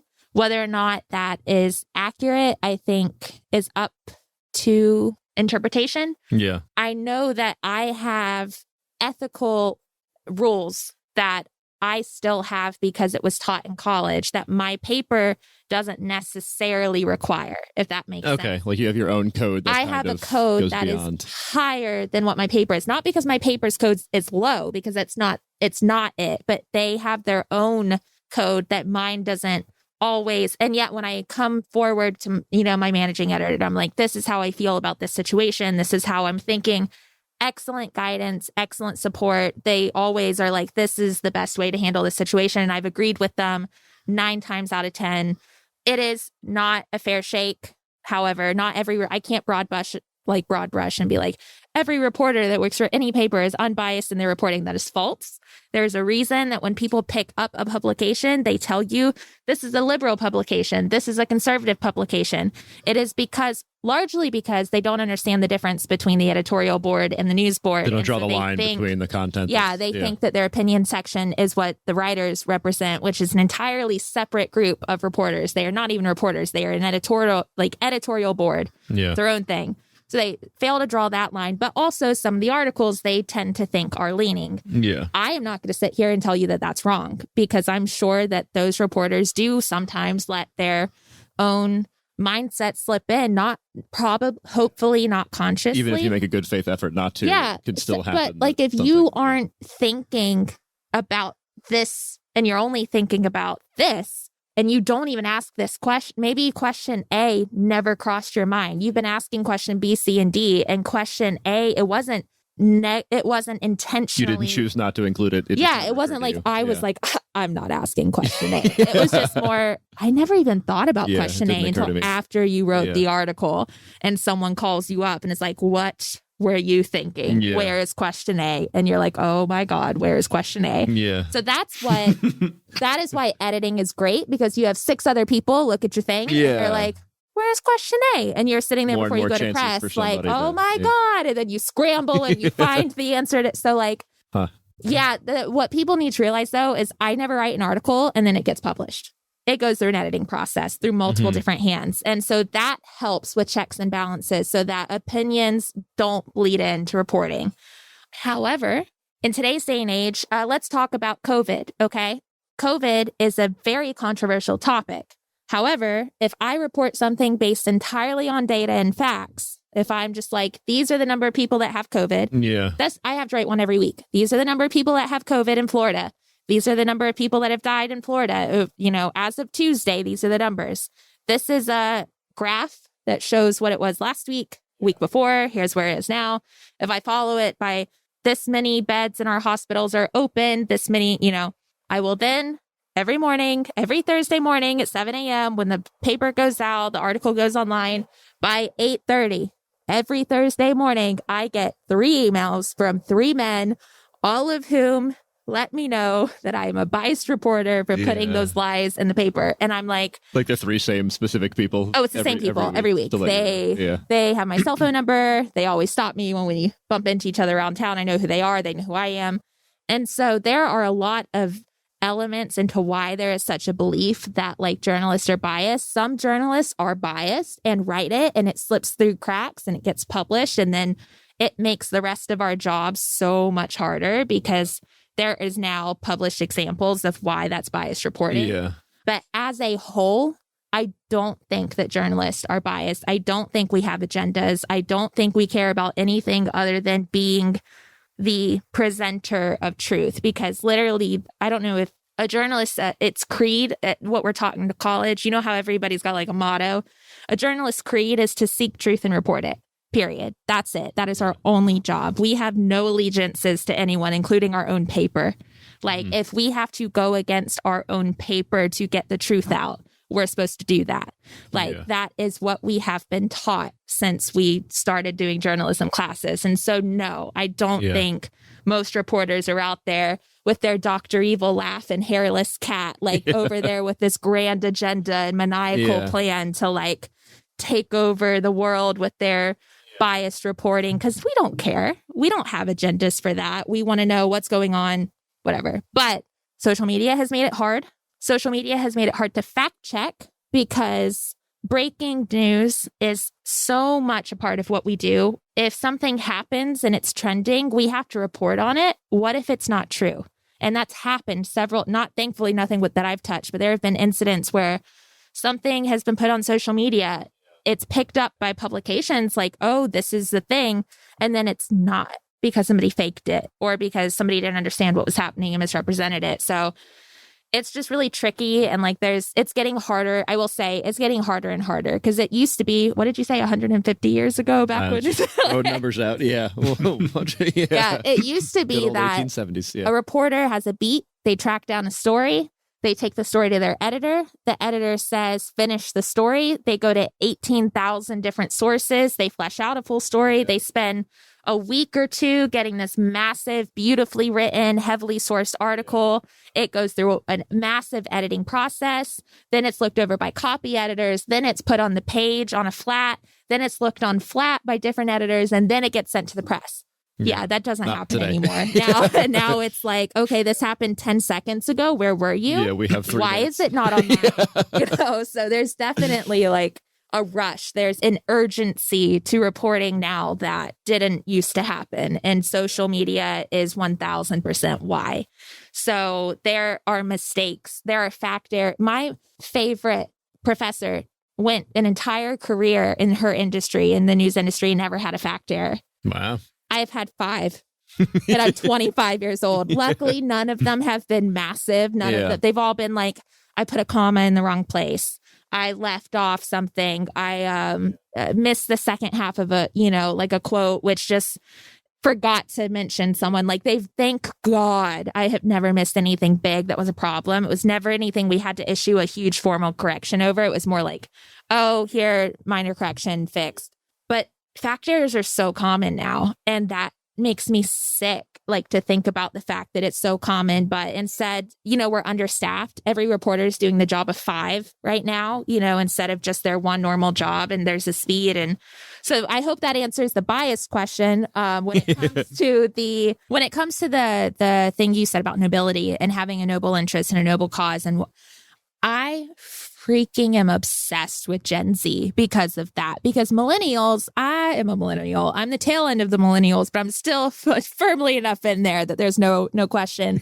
We had so much fire and we got burned out so fast, and it was beaten out of us before we reached high school, because we grew up in school shooting started right as we're starting pre-K. I did active shooter drills before I learned how to do a fire drill. 9/11 happened when I was 6, and my father moved to Kenya in 2000. So all of traveling changed for me. Then we were in a recession. We didn't have money growing up, and none of my friends had money growing up, because we have been in the Great Recession, as it's now known, so there was a lot of optimism that I had at youth that was just firmly squashed before I ever even got to college. But the scraps that I held on to,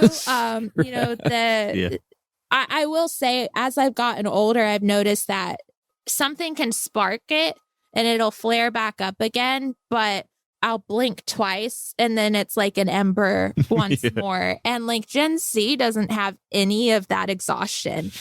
They are just so fired up. And I love that about them, but nobility is dangerous because it can be used for good, and it can hurt the very cause that you're trying to protect. It can be intoxicating. You can go too far. Yeah, that was something I had to learn the hard way, because I still, like I said, was clinging to several scraps of passionate purpose. And I found out that I was, gay my freshman year of college, and then suddenly everything made sense. And so then I had to deal with the whole I was looking back and I'm like, wow, hindsight's definitely 2020 there, Mom. What did you think my Xena obsession was? But we're not gonna get into all that jazz. But LGBTQ plus rights became everything to me. It had already been before without me even being a part of that community, because 2 of my high school teachers were gay, and I would have killed for those 2 women. I loved them, and I was raised in the church. I was in leadership, and so there was a lot of, I got called before the deacons. It was a whole thing, because I wouldn't talk about anti-homosexuality with the kids I was teaching, because I just had doubts, I guess is the word. It felt wrong, but I didn't realize that it was personal. And I don't know that it was at that point. Legitimately, it could have just been, I have the personality where I'm loyal to a fault. And so if I love someone, I don't love with blinders on. I tend to see the flaws. I tend to see everything. And just that person is now wonderful and perfect. And and so even back then, I genuinely loved this teacher. And she was so kind and caring, and her students were her world. And if us, a kid in my church would badmouth her or something, then it was on. We would go, But and I assume from that, the teacher was out. I mean, it wasn't like a oh yeah, no, absolutely. Yeah, they were the 2 of the 4 Democrats that, ever walked within our entire within your town. Yeah. Anyway, that was a huge thing. I was in an anti-human trafficking organization, and I was working hand in hand with safe homes locally, but also it was a injustice-based org with a focus on human trafficking, so we would handle other issues. So like when it came to human rights and human right violations, like it's something that to this day I care so much about. And it is something that I struggled with a lot when I was 22 at that point, when it started to click like, oh, I'm not going to be able to be involved in any of this as soon as I graduate. And like 23 was nearing and I was like, oh no, here we go. Like it's getting close. I was terrified that I was going to have to give up the things that I care about and kill that piece of myself, almost like numb it. The only piece of myself that still had any feeling. I was like, I'm going to have to numb that to move forward. I'm going to become like this walking corpse, you know? But then it ended up, a professor of mine sat me down and said, you don't have to stop caring. You have to find a way to figure out where and how you can do the most good. Is your $20 a month contribution to this organization going to do the most good? Or will you be able to do the most good if you're writing about what's happening and spreading that information to, you know, the 1,800 readers of your paper that might not have known about it before? Like, is it better to spread awareness or to give $10? Like, where can you help the most? You still have lots of relevant power. It's just different from what you were imagining first. And she wasn't telling me what the answer was. She wasn't saying, you're going to do the most good being a reporter. She didn't say that. She said, you have to analyze every situation and find out. Because if I wanted to draw a hard line and be involved in like a local LGBTQ plus group, I could. Like ethically, I could do that. But then I could never write on it. You can't write about it. Ever. And that to me, I want to have that Uno card in my back pocket. Well, you can't ever write about it unless you made the full commitment to cross that line. Yes. If I become an advocacy journalist, I can write about it because that's an entirely different ball game. Now, what's interesting about Gen Z, though, the lines that are being blurred with them as they are coming into the fields now, the work, they are starting to trickle into our workforce.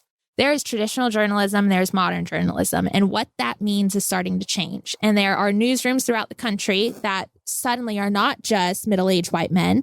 They are starting to have women. They are starting to have people of color. They are starting to have members of the LGBTQ plus community. They are starting to have diversity. Like now that we have diversity on these boards, we are starting to see the very fundamental rules of journalism change.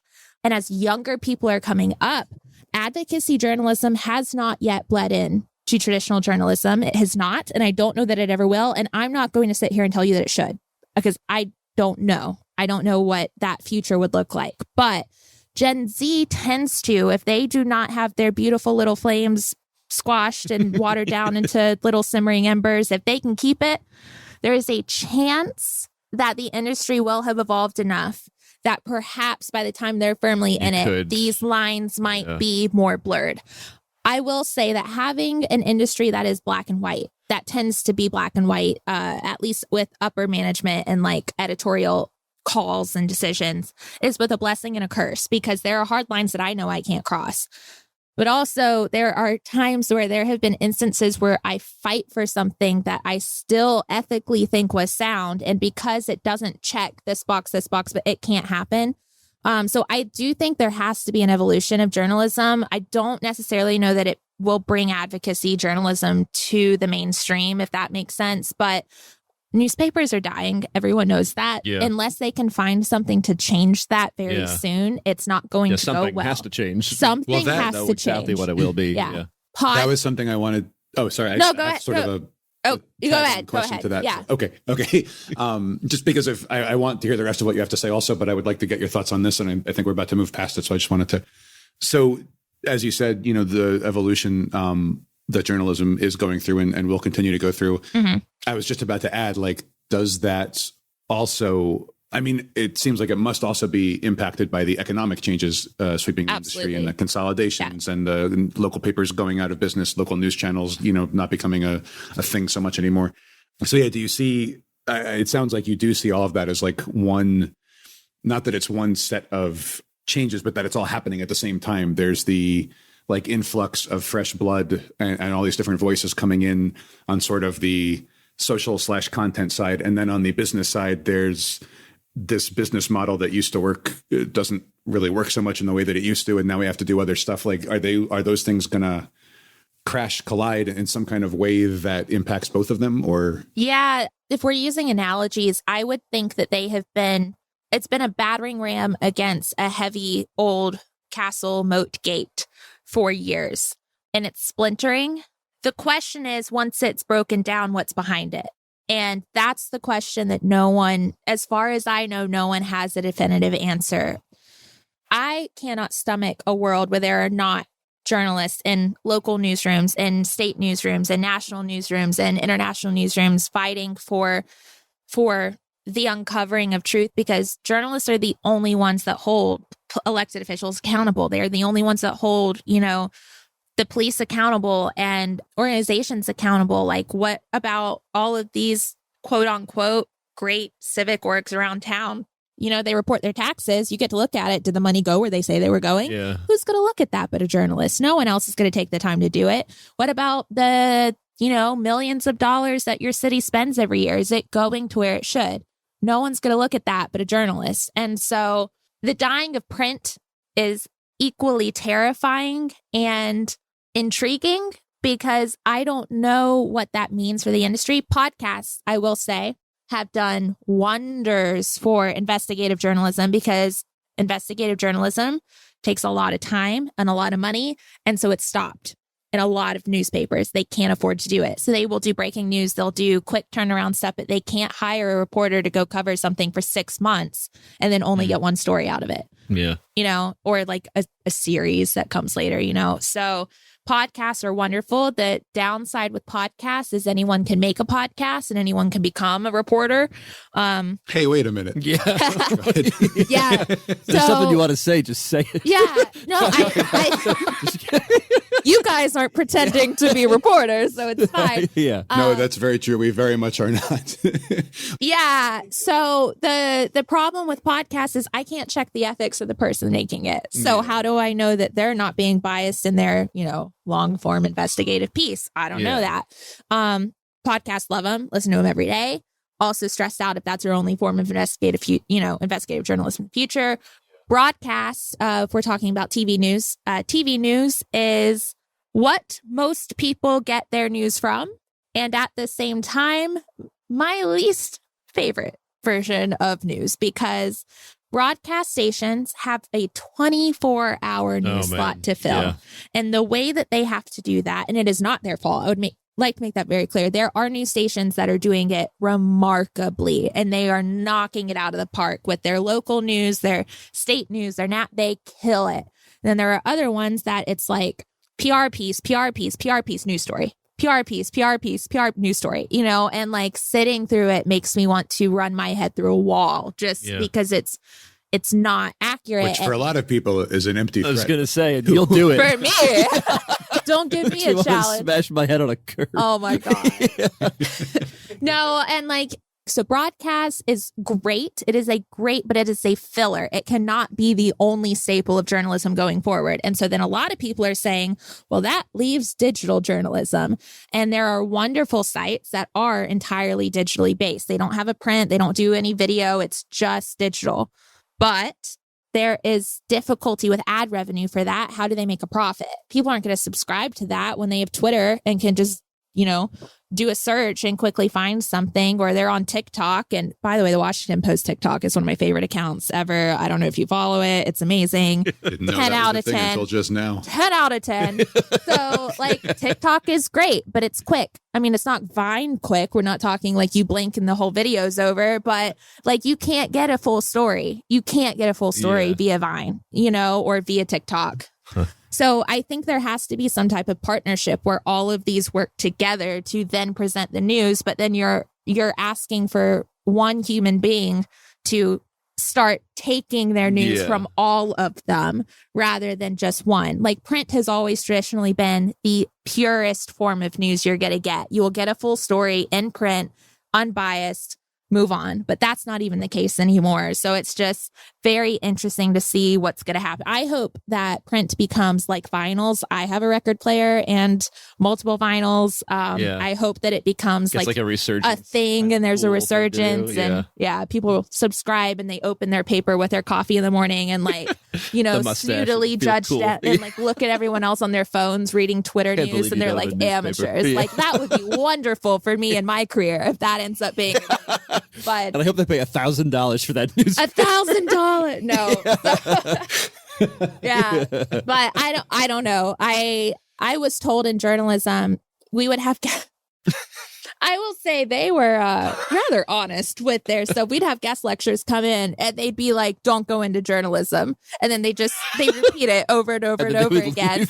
And then they'd be like, but if you do, here's why it's amazing. Yeah. Like, I love journalism and will fight for it. But there should be a warning sign, like a mile high. You're going into a field. Yeah, you're going into a field that doesn't pay. It's dying. People hate you on every side. No one is going to like what you're doing except for like your mom. And even then, your mom might be like, wow, this is the choices my daughter's made. Yeah. You could have been a nurse. Yeah. Let me tell you what. So, it is, in my opinion, the best job ever because every single day is different. Like you never do the same thing twice. I'm not sitting behind a desk all day. Like I get to run around and cover agriculture one moment or a shooting the next, or I'm at a school for a high schooler that's done like some miraculous, like he's just given every penny that he owns to buy the lunch lady like a car. Like, I get to cover the best stuff, the worst stuff, but the best stuff. And every day is different. And that to me is everything. It's the dream. But at the same time, dear God, what a field. Like you are walking into hurdle after hurdle after hurdle if you go into it. Is there any particular aspect of your experience in the field that you think doesn't get talked about, or that we haven't asked about, or that, somebody considering it like should know about? Or I think something that wasn't taught to me, but that I learned, I think, the hard way was the harassment that's going to come with this job, especially if you're a woman, especially if you're a woman of color, especially if you are a member of the LGBTQ plus community. So you mentioned that you write these stories, like reporting numbers that are published by whoever they're published by. And then there's like 3 people in particular who harass you about it. And you mentioned that they like find you in real life, or you run into them in real life, and they. Yeah. So can you work that into what you're about to say about? Sure can. No idea. It never occurred to me that somebody would do that. Yeah. Not a problem. Yeah. So when I was told that my future should be in mass comm, and I exhaustedly agreed, I joined the student paper, was hired as an opinion editor,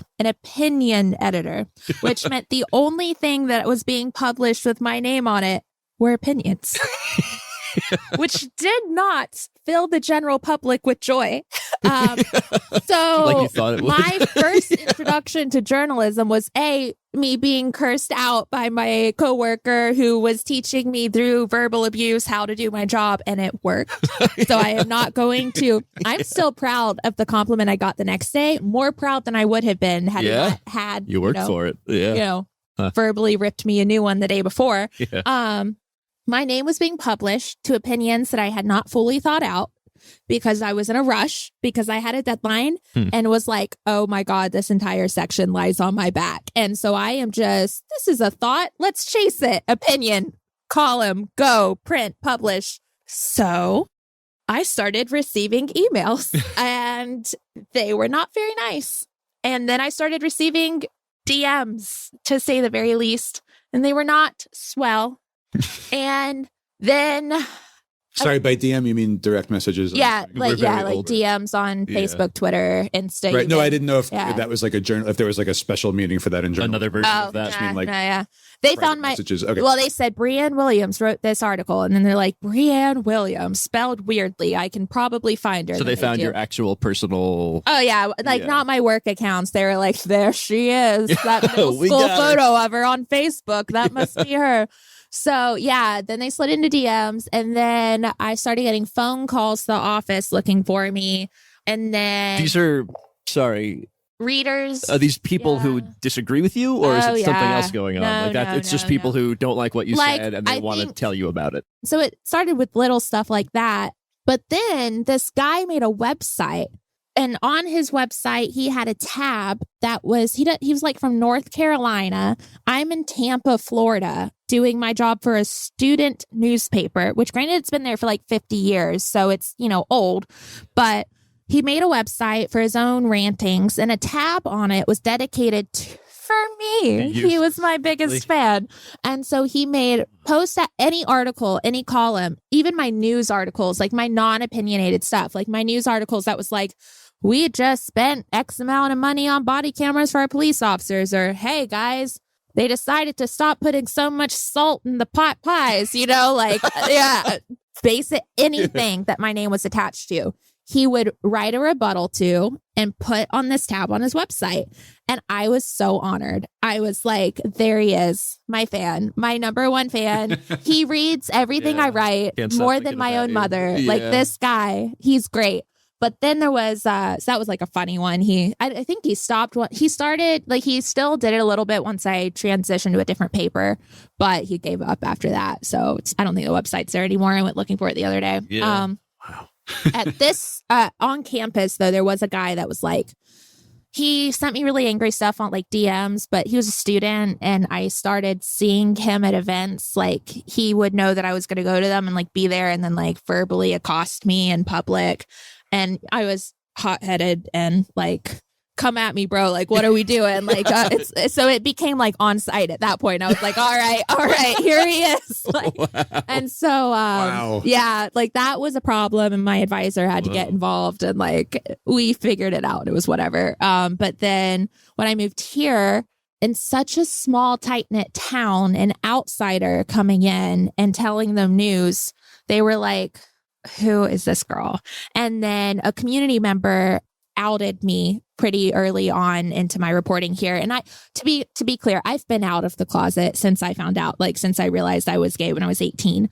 But if you look at me, like I can blend, if you will, rather well. If I don't have a rainbow cape that I wear around to my interviews. So I guess like me not wearing said cape didn't indicate that I was gay to most of these small Southern people that I was interviewing. And so I was outed and then struggled to get an interview for almost 3 months. But then people were like, oh, she's good at her job. So then that was ignored and moved on and it wasn't a big deal.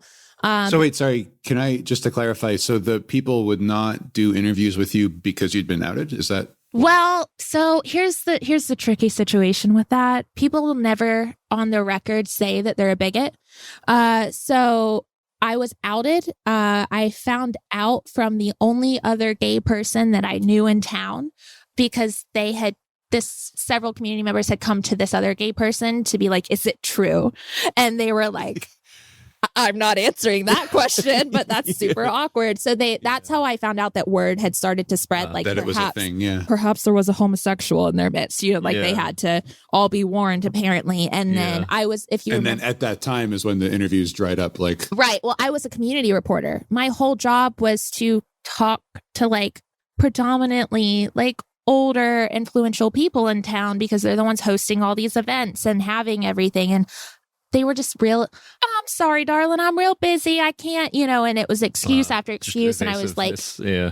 And there were other dramas at the same time with a former reporter that had moved on. And so like, it was hard for me to get interviews.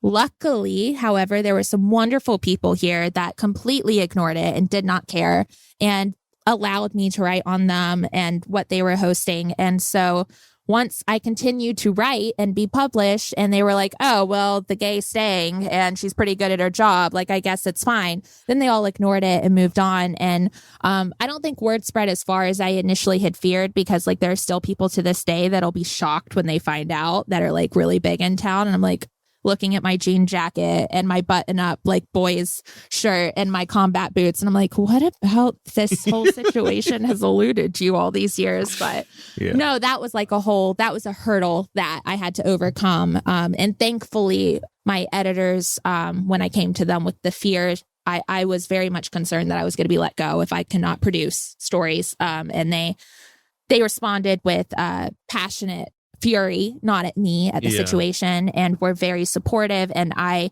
did not expect that. I did not know my bosses very well at the time. I had just started, but they very much had my back. I do not take that for granted. And we were able to move on. However, as a neighbors reporter, the girl coming to cover a neighbor's story was never a problem. Once I switched to city reporting, men here, not all men, but some men did not like that a woman was bringing their city news to them. What does she know about the police? What can she possibly know about math? How does she know what the city finances work? And I'm like, we have a female city commissioner. What is the problem? So our head of our finance department's a woman. Directly, or they complain to the paper? Like, how did you? It would mostly come to me. I will say they don't have a lot of gumption, if you will. Okay. And so they would attack me personally, and thankfully rarely called the paper. They rarely called my boss. It would come into me, come into my DMs. But because I had been an opinion editor before I was anything, my skin was thickened by the time I got to this job. So all of it kind of just like, it's like rolled off your back. Yeah, it just rolls off. Like, I'm like, all right, fine. It's really comical in some instances. I have my name's Breanne Williams, and I don't think the account's still active, but at one point I was receiving emails from Breanne Williams sucks at gmail.com. And like I was showing my boss, and like we were having a good old laugh, if you will. But I would, vent about this at work, like comically. I tend to use, comedy as like a defense mechanism or whatever. So I'd share all these funny stories. What's that like? Right. Yeah. And my male coworkers would be like, what are their problems? I'm like, wait, you don't get this? And they're like, no, we don't get this. And I said, you write the only opinion column for the paper and you don't get this type of level. And he's like, no. Yeah.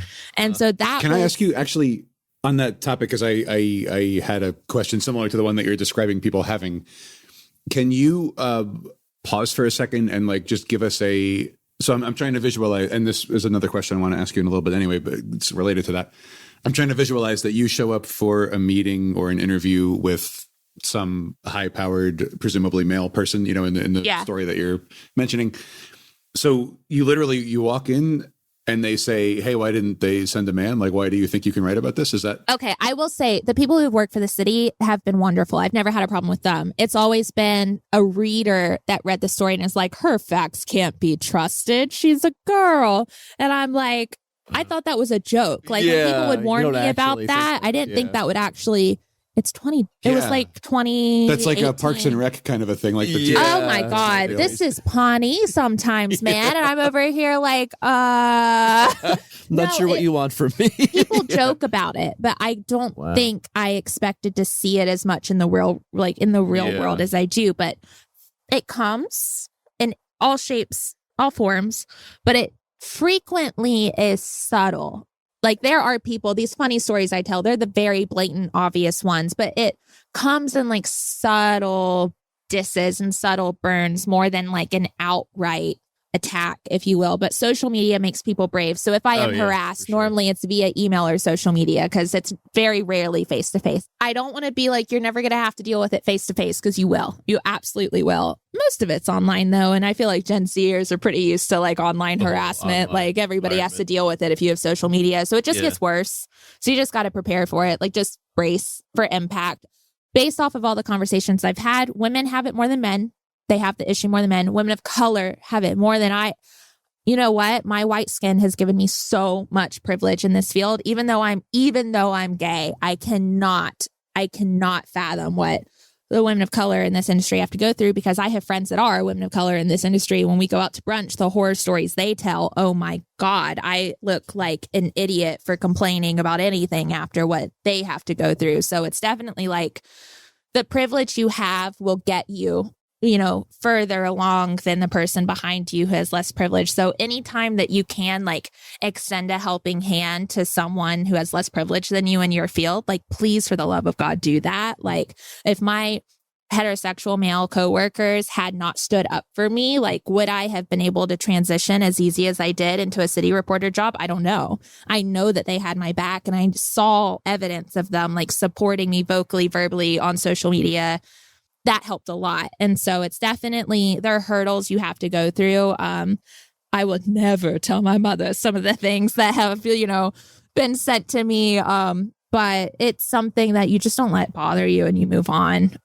If you love your job, you're not going to care. Like, it sucks. It's not fun. You're going to want to go vent with your girls, about it at brunch and be like, well, you think that's dumb. Guess what I had happen? And then you just get to share your horror stories over mimosas and have a great time and move on. And that's very cathartic and healing. And like, there's that sense of community where they understand, so build a circle of support around you and you're going to be all right. It's fine. I love my job, so no regrets. Yeah. Huh. Have you felt that your like physical safety or your livelihood or anything like that was ever threatened or in danger? Not that it's like minimized if you didn't. I'm just trying to get an idea of like where the...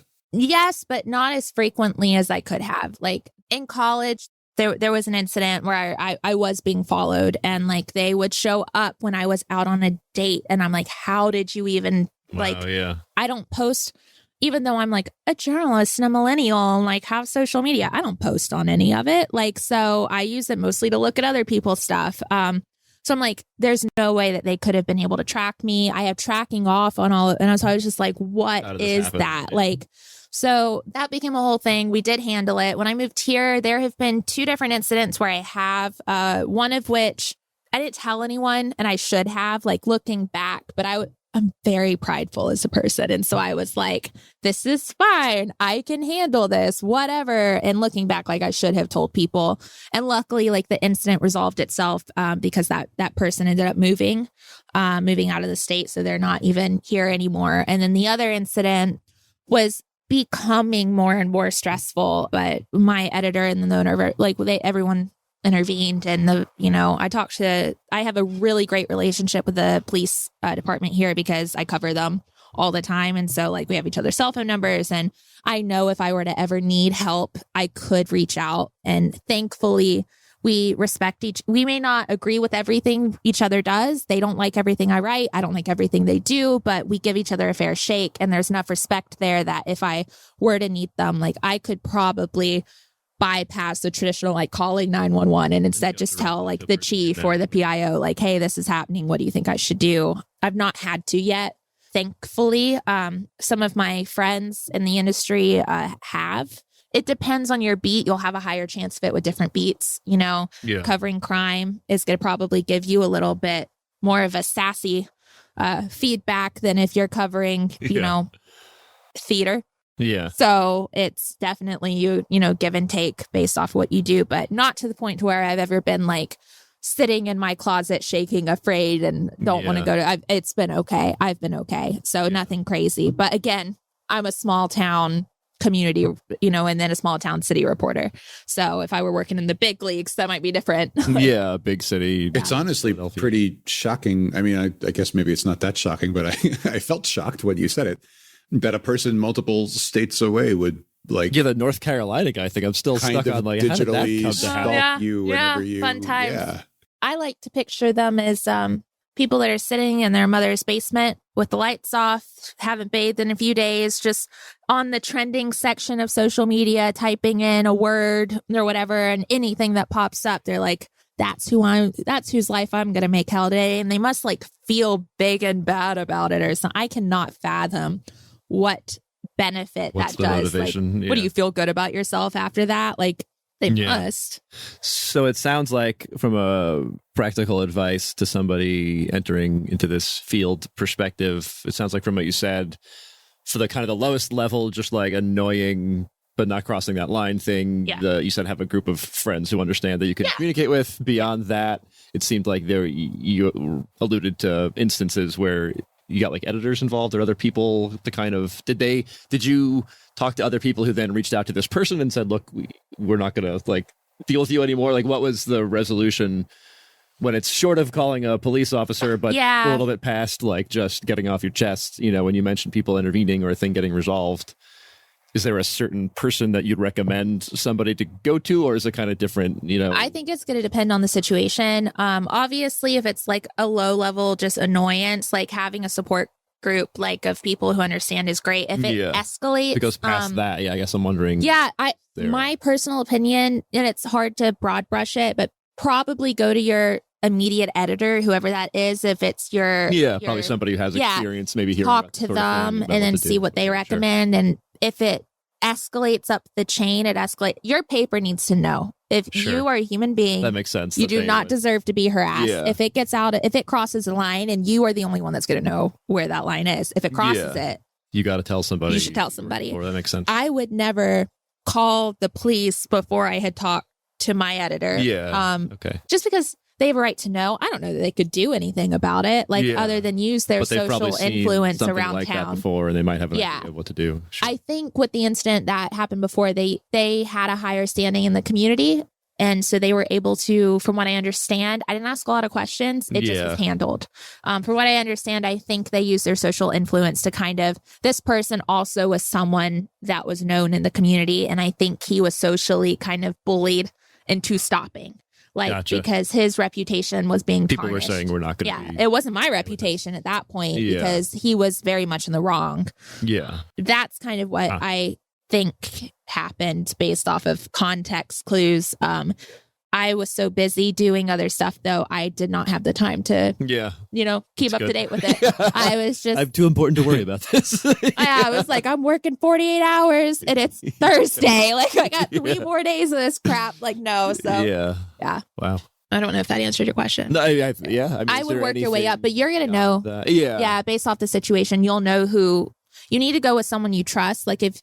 I hate to say it, but if you're working for a publication where your immediate person is not someone that you have a super trusting relationship with, but there's someone else in that organization who you do, maybe go to them first. Sure. Depending on how sensitive it is. With my sexuality, I was out without being out, I was out. Yeah. Everybody that knew me knew, but I don't know that my bosses knew. They never asked. You weren't hiding it, but you didn't take out an ad. I wasn't putting an ad. It wasn't on my resume when I applied to the job, And so that was something that I had another gay coworker who I talked to about those things before I would have ever gone to my managing editor and been like, hey, by the way. But then once it escalated to the point to where my job was being inhibited, then I was like, oh my God, I have to go tell them. And I did. And I was like, hey guys, so this is what happened. And there I was at a theater party, so they thankfully were wonderful. And as much as I hate to say it, that's basic common human decency, but I did not expect it. But I was aspects of so grateful I had it. Yeah. But Florida's a no fault state, so I could have been canned immediately with no issue. Pretty much no. If that had happened, would you have just tried to move on to the next paper? Is it hard to say? I mean, I'm wondering. If that had happened, luckily I was young and I was young enough that I actually was hired here before I graduated college, which never happens. I got a full-time job in my industry before I graduated college. I had 1 class left. There was an opening here. My grandfather, who lived in a town, Bushnell, a town relatively close to here, was sick. He was dying of cancer. And I knew that I would take any job offered to me at graduation. And I didn't want to leave the state and leave him. And so this job opened. I was encouraged to apply by a friend. I did. I interviewed. I was very upfront with them with where I was. They were not expecting a non-college graduate to roll up into the interview. But luckily, I had years of experience because I'd been working for the college paper. They had me run some tests. For whatever reason, they chose me as their hire. And so at that point, by the time all of that drama went down, I hadn't even graduated yet. Wow. So worst come to worst, I would have gone back to my student paper and strung for them, probably not in an editor position, but I would have written for them and then graduated and moved on. I had enough sources in the industry, though, that hopefully I would have been able to get some semblance of a job pretty quickly. It's a very, very hard job to break into, but once you are in, it is a little bit easier to move around because you have those connections. But the problem with the newspaper industry in the hiring market is that people at the top don't leave. And so people coming up, there's a ceiling you hit where there's ceiling you hit where there shouldn't openings kind of. Yeah, there shouldn't, that ceiling shouldn't be there, but you hit it and you're like, what do I do?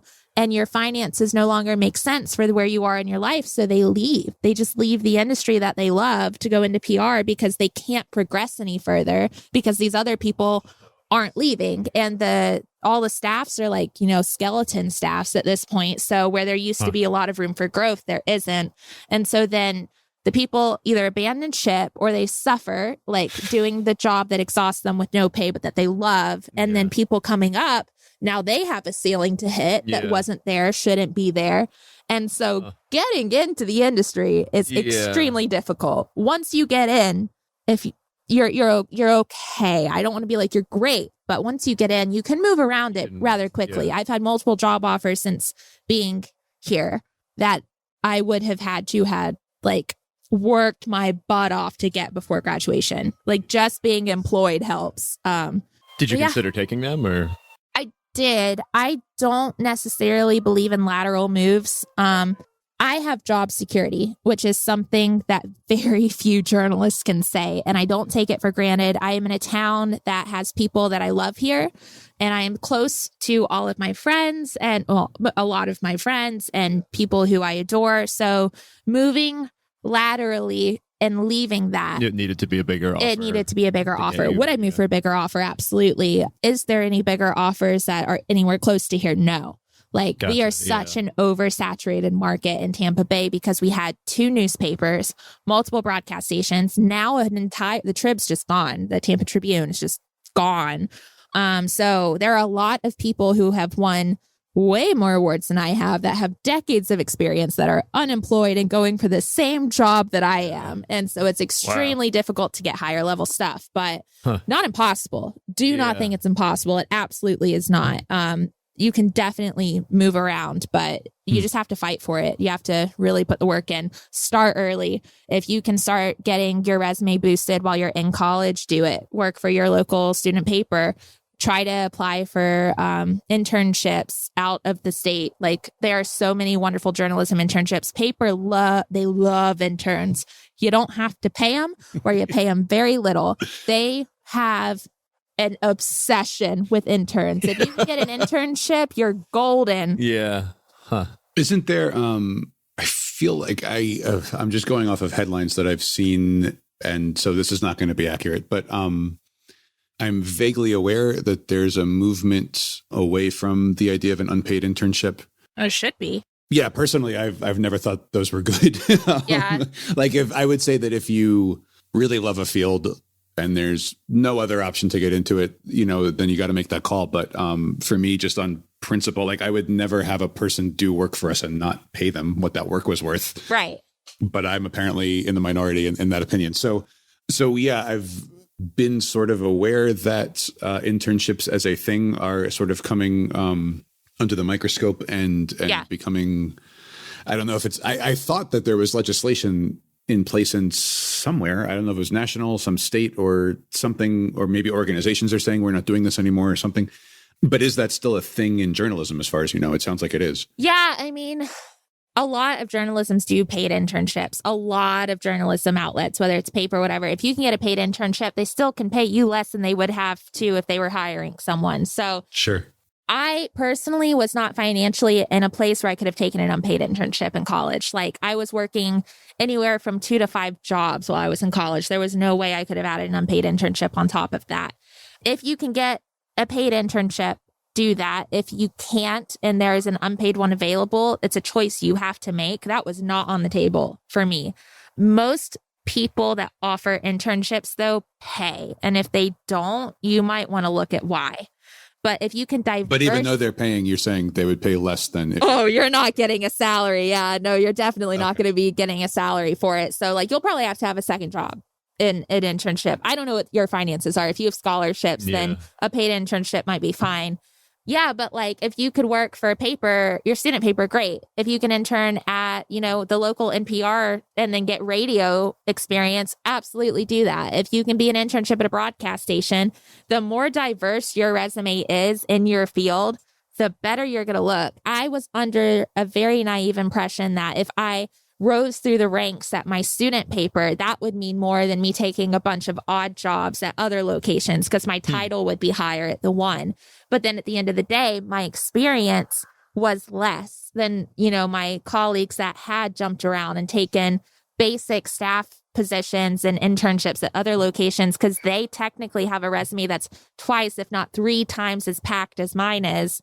And sorry, wouldn't they also have connections? I'm asking because, absolutely. They had way more connections. Yeah, absolutely. One of the things that we try to explore, especially like in this podcast, is like the literal nuts and bolts of like, how do you get job offers? How do you move forward? And you're giving us a lot of that, which I really appreciate. But I just wanted to ask, because it seemed when you were describing this, I was like, oh, you would also, in my head, I was like, you would also have networking connections that you would make by going to all these different places that you wouldn't make if you just stayed in your, was that part of it? This is still a field that is who you know.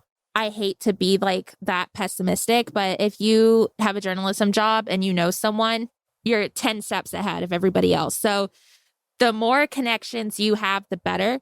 The more diverse connections you have, the better. In terms of like different areas, different media, different. Yeah. If you have a print media contact in a radio and audio, element media contact, if it's, NPR contact, if you have a broadcast contact, and you have all of that before you graduate, the field that is going to be open to you is going to be so much different than the kid that went to journalism school and worked at, their student paper, or maybe they didn't even do that.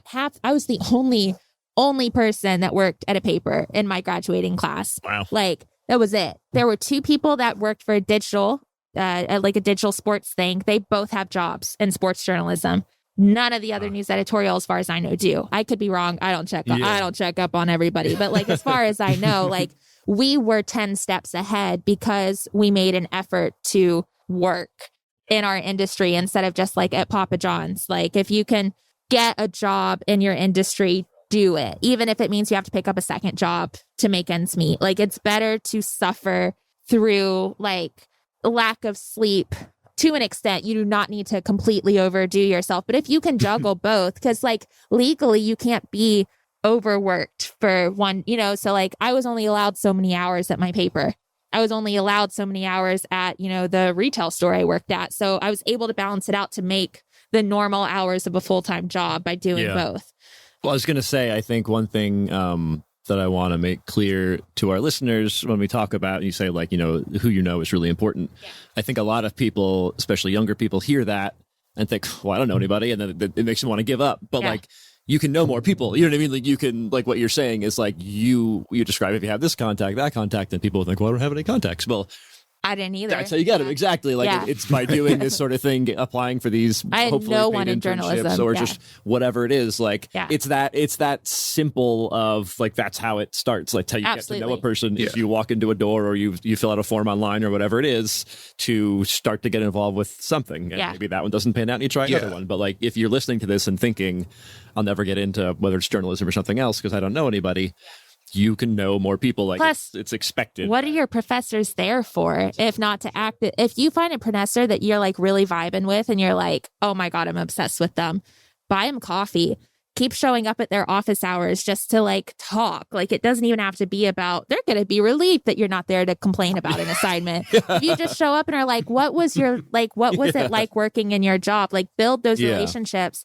I was very fortunate that I was able to keep some of my professors. They still send me job offers to this day. Like, not job offers, but like job listings, Yeah. Or, hey, the little birds told me that there's about to be a job opening here. Like, I would never have had that had I not taken the time to milk those, and I love them and they're people that I cherish and like absolutely am thrilled to still have in my life. So it's like, hopefully one day going to be mutually beneficial, but right now it's just benefiting me. But well, that was something else I wanted to mention. Like, you start out, by you, I mean anyone starts out in whatever field and they know probably 0 people, maybe 1 person. And then, as time goes by and you stay inquisitive, you stay open-minded, you make positive contributions to whatever teams you're on, you sort of become, more people. And then, as you just mentioned, like, it does hit a point where suddenly you're the contact someone else wants to have. Yeah, like, pay it you've forward, built yourself up enough that other people coming in behind you are like, oh, hey, like, can you, whatever. It's a circle of life kind of a thing. Yeah. Or you go on a podcast and you share your expertise with a bunch of, high school students, college. Well, no, but seriously, like, it helps, I think, if people realize, a younger, our audience, if they realize that the people that they're looking up to help them possibly move forward or alert them, mentor them, whatever it might be, those people also, once we're in there, somebody they know them. what it was like to be in the field and not know anyone. They want to help. I will say there are very few journalists that are like, no, very, I have sent blind emails out before to journalists and I want to learn how to cover this field. How do you do it? Can I buy you coffee? And they're always like, free coffee. I'll be there. Throw in a Danish and you'll get a full hour, So and it's an effort that I talk to high schoolers now pretty frequently, with advice. I've gone back and talked to college students, any way we can help, we do, because we know how terrifying this industry in particular is. And we're all obsessed with it. We all think this is the best field ever. And we want people to keep coming up behind us. And so we go out of our way to be like, what do you need? Who can I help you with? What do you want? Can I connect you to someone? And in a way that I haven't seen in other industries. I know there are some that are like that, but we're definitely go out of our way to help. Yeah. So don't be afraid to shoot a blind email to someone. So there are at least 3 separate major areas that I want to talk about that I don't think we're going to have time for. One thing that we definitely, I think, need to talk about or would like to ask about is just your more earlier education experiences. For you. Oh yeah, we totally didn't touch. Yeah, we haven't touched on it at all. Did you? I mean, you've touched on this a little bit as far as the philosophy of kind of doing good in the world, and you mentioned that your high school was a bit intense with dual enrollment and that kind of thing. Were you raised early on the idea that education was important, or what kind of values were instilled in you, and how do you think that impacted that earlier development around education, work, gratitude toward all that? My mom we didn't have a lot of money growing up, but my mom bought us books before she bought us anything else. She was always you will get straight A's and you are going to go to college and you are going to make something of yourself. So there were expectations right off the bat. Yeah. And I'm so thankful for it. She pushed me to excel and there was never an alternative.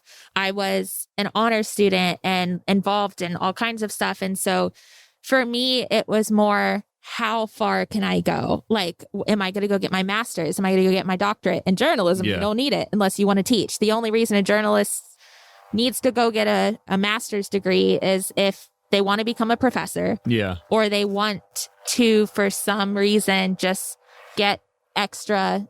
I have friends that went to get their master's program, but all of them are wanting to teach one day with it. So it is thankfully a field that a bachelor's degree is enough. A bachelor's plus experience will get you far. A master's is very pretty, but I don't know anyone that requires it. So it's thankful with that. So I stopped. I had, with the medical field, every intention of going all the way to a doctorate because you get better, more doors open for you with the degrees you have. But here, I don't have the patience to be a teacher. So I don't ever... I would go get a master's degree just to learn more for my own personal decision if I decide one day I want to do that, but it's not necessary for the job. So when you grew up, that was just how it was. You were expected good grades, excelling, pushing yourself, all that stuff. I shake to think of what would have happened if I had ever brought home a C. B's were even my mother was like, what was that? But again, I was the oldest child. My little sister did not have those same expectations upon her. So perhaps that had, Mike is something nodding to do knowingly. with it. Yeah, right? It's oldest child syndrome. They're like, you will be perfect. You will represent the family. And I'm like, okay. So for me, I wasn't told, I don't think ever, well, maybe I was actually a few times, but it was more just... there was a it goes back to the whole idealism versus reality thing. There was a highly idealized idea of what it was to have a child. Yeah. I think I did my part to break that down as much as I could. Here's where you're wrong. And the expectations were different for those behind me. I like to think. I hope I did that. You were a trailblazer. To be very clear, everything that our parents ever did for us was out of love. I would say otherwise if it wasn't the case. I agree. But yeah. Same with me, to be clear. Yeah. They loved me very much. Yeah. This is on the record. Yeah. So. Mom, if you're listening. So when it came time to go to college and think about admissions and taking, standardized tests or whatever, was it the case that a lot of the kids at your school were tending toward, like, with bright futures, obviously staying in state is very appealing? Was that the trend? How did you come to choose the school that you did? Was there another school you wanted to get into that didn't work out? I wanted to get as far away as humanly possible from my hometown. And so the only school I wanted to go to was NYU. But as I was attempting to be a mature, what I thought was an adult, I realized that financially that did not make any sense. And I did not want to be swimming in debt. And so I only applied to 2 schools, UF and USF. I got into both of them. All of my friends were going to Gainesville. And I wanted a clean break and to start over, not to end the friendships. I'm still friends with many of them, but I wanted to try to figure out who I would be if I wasn't surrounded by who I had been. And so I chose to go to Tampa. Tampa also is not a college town, even though there's 2 big universities there. It is very much a city that is plenty of other stuff. It's Gainesville is a college town. It is. And I wanted the pressure of not being a college student all the time. I also flipped a coin at one point to see if that would help me make a decision. I also hate the color orange. And so there were layers. Whatever it is, man.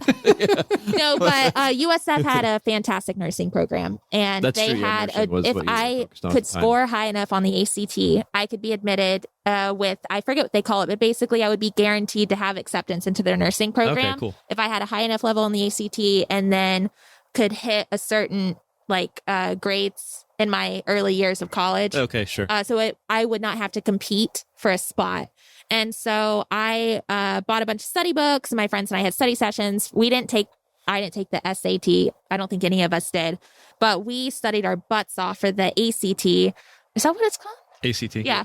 It was like, God, it's been so long. It's amazing how that's such a huge thing when you're in high school. You know what I mean? And then when you move past it, you're like, what was that? The memory issue of like that. Yeah. That feels right. Yeah. I would like to highlight that because, one of the things, obviously, we think those tests can be important for people in certain situations. But one of the things when students approach us, and they're very nervous about a particular score or a target they have to hit or whatever, a lot of times they don't seem to realize that in the adult world, the test score that you had, on that context. one. I don't remember mine. Yeah, will not. Yeah. Right. You don't even remember what the test was called. So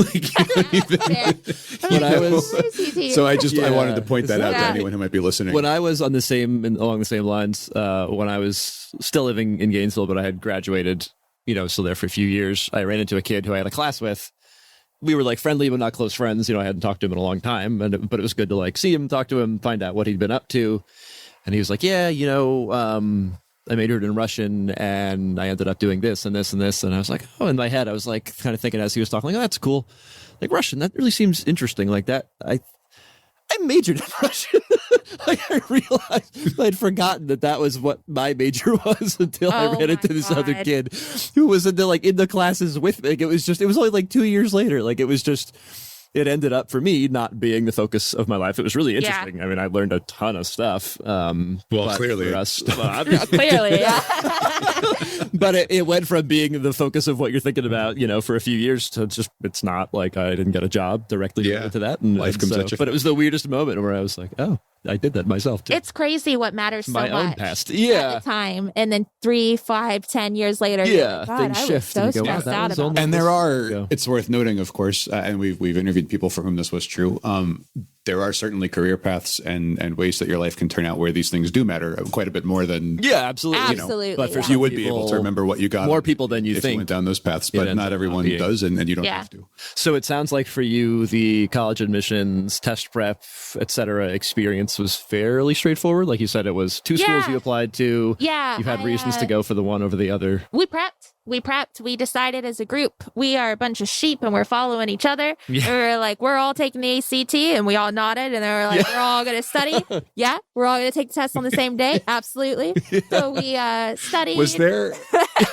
Sorry, in your group of friends, was there a Regina George character who was dictating all of this? Where did these ideas come from? Unfortunately, I was leading most of it at the time, but it wasn't because I wanted to be a leader, because I hate leading. It was more a blind leading the blind. And I'm like, someone has to say something, because it's like... it's more often than not how it is. Do you remember in the Jungle Book how the buzzards are all like, what do you want to do? I don't know. What do you want to do? They're like, don't start that again. Yeah. That was us. That was 100% us. Jungle Book buzzards. But I was the most motivated to leave, I think, out of our group. And so I was like, I've got to do this. So someone else do it with me. And then I feel, this might be a controversial statement, I feel like I was taught to test very well. I wasn't necessarily taught to retain information all that well, but I have always excelled at testing. And so with test prep in particular, we would do weekly study sessions. And then right before we took it, we studied. And then I got all the scores I would need the first time, but then they all wanted to retest. And so I was like, well, maybe I can beat it. And so luckily my mom was like, fine, I'll pay for another test. Like, fine. And so we all studied again, and we went and retook it, and I beat it, got a little bit higher. And then I'm sitting back there and I'm looking at them, and they're like, they want to go again. And I'm like, all right. So I went and reached into my own bank account and pulled out money, and I was like, I'm going to beat that score again. I don't know that we've heard this before. Yeah. And so it was just the better we could do, we thought the brighter our future would be. And we were paranoid about it because, like you said, our guidance counselor, who was amazing, had hundreds and hundreds of kids that she had to deal with. And so she was just very much like, the best you can do, the better. Do your best. Keep going. Please keep going. Keep trying. Keep going. And she was even pushing the SAT, study, do this. And at that point, I had my ACT scores back, and I was like, this is more than enough. I'm not stressed. I'm still a little stressed, but I'm not freaking out. And so, I applied to both schools. UF I got right away. USF, I didn't realize was sitting in in a pile of mail for months. And so I was like, why haven't I heard back? And then it was sitting on my mom's counter for months. She was just like, you're the biggest idiot I've ever raised for being such a smart kid. My God. And I was like, oh my God, I got in. And I was like, all right, cool. So that was it. But the test prep definitely did I need it? I don't know. I don't know, because I didn't try it without it. But I know that with it, I did well. And I know that continuing to use it, my score got better and better and better. So that has to have meant something. Well, a lot of it, too, is the important thing, such an important thing that we stress all the time, is just using the actual practice tests. And a lot of times, even just the fact that you were exposing yourself to more and more and more of those practice questions. And what I remember was the time limit. I remember not knowing how to best work within that time period the first time around. I zoomed through one period and then was taking my time with the other, and then had time left over, and I was like, oh my God, I wasted, I should have reread and really made sure that I understood what they were asking. So the second time I went slower on this one area, and then I was really close to time, and so I was zooming through the written portion. So we started timing ourselves for our third test prep. We did a full test and then timed ourselves to see how we could get it. And we did that, I think, 6 to 8 times. Whoa. Just really to get the time down. We were a very competitive group. When I tell you that we wanted to outshine each other, it was with love, but it was real. We were all, because at graduation, how they rank where you sit. We all wanted to be on the front row. And so we were fighting with each other to get the highest grades and everything so that we could be on the front row. Because all of our teachers were sitting over here, and we wanted to harass them the whole time. It was not for any legitimate, not for a good real life person, but hey, whatever. So cut me off whenever you need to cut us off. I know you have to go soon. So I wanted to ask you about that. I wanted to ask about the other jobs that you've had along the way. You mentioned having jobs you worked in college, different things like that. Anything noteworthy in those experiences, or that you'd recommend or not recommend, people who might be in a similar situation? That if you go into journalism, your hours are going to be weird. My hours are very weird. Some days I'm working at 2:00 in the morning at a crime scene, and other days I'm sleeping in until 11 because I don't have an interview until noon, and do you set those interviews yourself, or do you have someone on staff? It sounds like you would do it yourself. Yeah. They tend to call, text, and then I'll just okay, this is the time period that works best for us. I work weekends, I work nights, I work early mornings, I'll work during the day. So my schedule is extremely flexible, which I like. And in college, it was the same kind of, I was an editor, so I had to be at the paper at certain times, but because of that, I worked at a Barnes and Noble, which had very much like a traditional, the building's only open from like 10 to 6 or whatever. So I could work during the day with that. Then I worked at a retail store, like a clothing store. Again, very traditional hours. So it matched my untraditional hour job. Sure. Plus my schoolwork, I could do largely at home and then just go to classes. And I got to pick what time my classes were. So I kind of would measure it out. So I also did a job where I was like writing PR kind of for like a former student at that paper, had graduated and gotten a PR job and was looking for people to help her write like PR, like news releases for a medical thing. Sure. I could do that at 3 a.m. So, I loved that one. Anything you can do that has flexible hours. Like I needed at some point to sleep. So it was important. And I learned that the hard way. Like caffeine pills can only take you so far when you're, downing them with espresso shots and then you're seeing people's auras and shaking and feeling like you're going to die. Like don't overwork yourself. If there's a way to get jobs that aren't traditional hours so that you can make it work, like that's what I did. So that's kind of the defining thing would be just the schedule flexibility. I prioritized my journalism job and then would find a second job around that schedule because I needed to be published. I graduated with like 500 published pieces or something, which is like 500 more than most of my peers. So that was a priority for me because my name was in print. My name was online. I had, when you apply for a job, you have to turn in, they call them clips, things you've written that have been published. You have to turn that in with your resume when you apply for a job. And I had 500 options. So I was definitely prioritizing that above everything else. You mentioned working for a college paper as kind of a really good option. It sounds kind of obvious, but you said a lot of people didn't do it while you were actually at school there. Do you know, I mean, you got into it, as you said, in college. Do you know if working with your high school paper can play a big role for people? If you're a teenager, if you're in high school currently, can that be maybe not as important as like a college paper, but is that a valuable step or is it less important at that point? We did not have we didn't have a high school paper. We had yearbook. That was as close as we had. We were a very small high school. But I will say the students that would come and write for me as an editor at my college paper that had a high school newspaper and had worked for it knew what they were doing.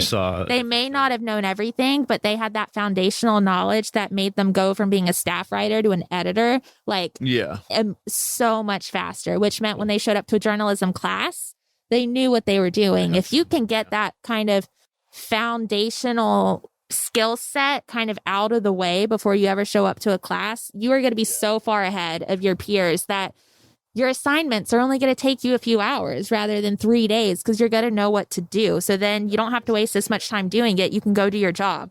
Like that was great for me with working for the paper. No school assignment was hard because I knew what to do. It may have taken time to track down sources and get it cleaned up and polished and pretty, but it didn't take, my friends were having like existential crises because they had no idea what they were doing. And it was so much more stressful for them. So it'll save you a lot of stress if you're in high school and have a paper and can get involved to at least know this is how you write a story and this is how you do interviews and this is what the inverted triangle is and how you do a head and a deck and a lead and then do, a lead and a second paragraph and then a quote and how that's a traditional style, all that stuff. I didn't know. I had to learn all of it. And plus it saves you a lot of time with schoolwork if you already know. So I heavily recommend it. It's not required though, because I didn't do it. Most of us didn't do it. But if you have the opportunity and we didn't have any. Then they're still rare, high school newspapers. Yeah. Could you ever see yourself, I guess this goes back into if you were to kind of cross that line that we discussed before, which for all we know might not even exist in 5 or 10 years or might be different. Could you ever see yourself going as like a full-time podcaster or blogger, like a concern unto yourself, as opposed to working with a paper or an organization? Is that even feasible? You know what I mean? If you had an issue or a community or something that Can I add on to that question just because we only have a few more minutes to ask questions? I'll allow it. Kind of along the same lines, what do you see yourself if you had to project like 15 or 20 years from now? I know like everything's changing. It's very hard to guess, but if you had to, would it be Patrick? So, what he said, or would it be some other thing? Or, can you kind of give us a set of the possible outcomes you can imagine for yourself? Yeah. do you want me to be like realistic or optimistic with that answer? Both. The gamut. And pessimistic. Yeah. Throw in the pessimistic ones. Nihilistic. Nihilistic. I never know. Real. And pantheistic. Yeah. Optimistically, I would be writing for a large, either national or international outlet as a local stringer, which means that I would be based wherever I want writing for these papers, because they do that. They have a lot of staff that don't, like the New York Times, their reporters aren't all in New York City. Like they're all over the globe. That would be preferred because I like mobility and freedom of mobility. And I would like to be able to live wherever I want and then still work on a national or international scale. That would be wonderful. How do you get that job? Is it?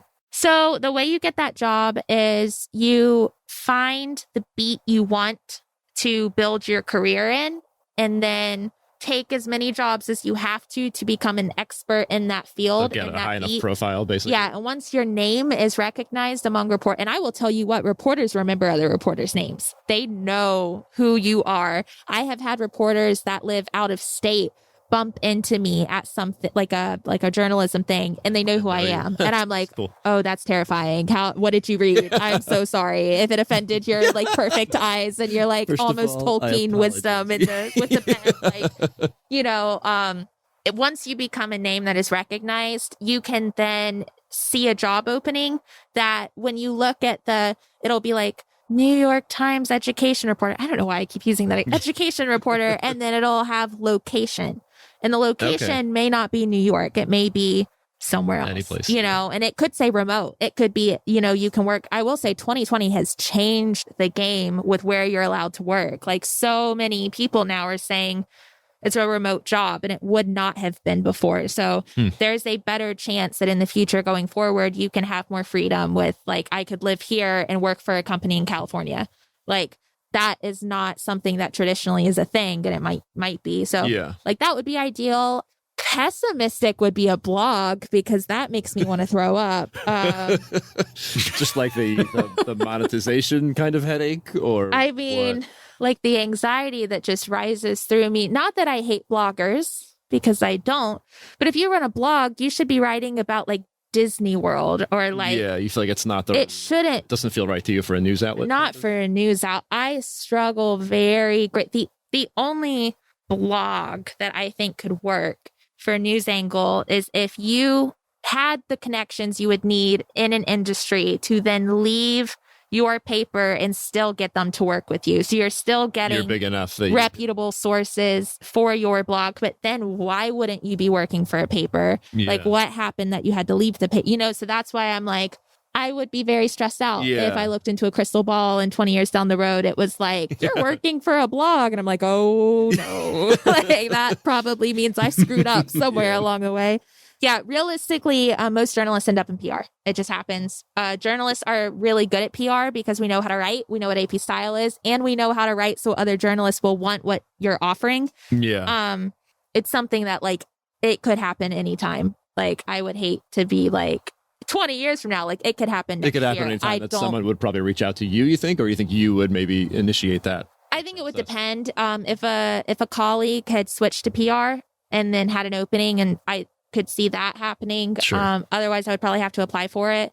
If the economy and the state of our industry continues to be unstable, like there very well could be a point in time where I'm like, it does not financially make sense for me to remain in this industry. Yeah. I've had that conversation with myself like 1,000 times in 2020 when like the world has turned upside down. So like, I don't want, like realistically, like a PR switch could come at any moment. And traditionally, once you switch to PR, you can never go back, but that's changed. I know several people who have gone into PR and now work back at a newspaper. So the whole industry is just a big question mark right now. Yeah. Like, what are the rules anymore? We don't know, Yeah. When you say work in PR, does that necessarily mean it's like a PR firm, or is like a big company could have their own PR department? Is there a way that tends to go? Well, and can you also get a little bit more on just what that for like general education? Yeah, can you elaborate on the delineation between PR and journalism? I think I understand what that is, but I'd like to hear what you think, because I'm sure you're. Yeah. So for journalism, you are unbiasedly reporting a series of facts based off of one topic. So I will be going to cover X. With PR, typically you work for either a firm where you have a client or you work for a company where you represent that company. So anything I'm writing about will further that company's image, their brand. And so if I were to go into PR, I don't know that I would be all PR campaigns and like all that jazz. I would more than likely do communications with a PR either firm or for a company. So I would be doing either internal communications. Here's our internal. It could be like writing art. I'm putting articles in heavy quotes here for those listening. Yeah. Articles on the company that would then like, here's what's happening in our company. Here's the legal things with our company. Here's highlights on different people that work for our company. Or if I work for like a PR firm, it would be, I would go again into communication. So it would be, here's how I'm going to brand this company to the media. So it would very much be agenda, brand, image based writing. It's still writing. I don't think I would be very good at the PR that's like, here's a whole campaign. Like PR campaigns seem, I would probably be able to figure it out, like, to be honest, because it's still within my field of expertise, but it's not writing, which is what I would prefer to do. I just remembered another thing that we definitely don't have time for, but this is one of those things that I thought I slipped my mind and it did. That as a city reporter, it sounds like you kind of necessarily get a lot of hands-on experience observing like civic matters, small city government kind of stuff going on. Yeah. That fascinates me a lot. And I wonder, do you ever consider working in that area yourself, like getting into like politics on any level or city jobs on any level? No. Okay. After having covered it, there's no way. There's no, I think what I thought politics was and what I find out that it actually is has changed. I kind of wish that we talked about that this whole time. Yeah. Well, not the whole time. Not the whole time. No, the other stuff too, but like I just super really watered down version of that. To get into if we're going to like very much water it down, at least in certain governments, what the public wants versus what the city wants is not normally the same thing. And the city has a brand and an image and a vision. They call it a vision in most places of what the city should be. And they're going to do what they have to do to get it there, regardless of what the general public may think, because this is the vision of the city. I do not think I would be very good at being told that what we are going to do is what the general public does not want to do, because I have been, it's been ingrained in my system that if I represent anybody, it's the general public. I represent the everyday man. I do not represent a mayor or city commission or police or whoever. Like, I am supposed to be an in-between between the public and these other forces. So politics are fascinating to me. Could I ever get involved in it? Perhaps, but I don't like any politicians. So, and I've never liked any politicians. So it's definitely, if I worked in politics, I think it would have to be more of almost like, I don't want to say lobbying because that makes me want to hurl, but like some type of, here's a cause I care for, and this is how we're going to approach it. Or a nonprofit or something. I could see that before I could see, I work for Senator so-and-so, and I'd be like, dear God, all these people are horrible. Like, do you do you get a sense as you report on that like nobody's listening, kind of, you know what I mean? That like, if not just like that you're putting out stuff that like people should know and it's there, but like why aren't more people kind of reacting to this thing? It's like a big deal, you know? Is it hard to get, or do you feel like you have like a local audience that's kind of dedicated? I typically tend to be surprised by who is reading, because I'll write about something thinking that this demographic is going to be the ones that hook on this story. And instead it's the complete opposite, and they're the ones approaching me like, I really liked this story on blah blah blah, I didn't know any, and I'm like, cool, you're invested in that? Like, so I tend to constantly be shocked, which, you know, in a good way, it sounds like, just in a good way, but also like didn't expect the holes that I discovered from that. Like, wow, we really should have, I missed that. That's why diverse newsrooms are so crucial, because the more diversity you have on your staff, the less holes you're going to have in your coverage. And with skeleton staffs, everywhere I look, I'm like, well, there's a hole, there's a hole, there's a hole. Like, and you're trying to juggle all the balls to get all the holes filled. And then you can't bill anyone really good because you have to try to spread yourself so thin. And wow. That's a lot. Yeah. That's awesome. But on a positive note, journalism rocks. Everyone should go into it. Biggest takeaway. Everyone should do it. The skill set you learn when you're able to find a story that no one else can find, report on it with sources, and do it in a way that is easy to understand.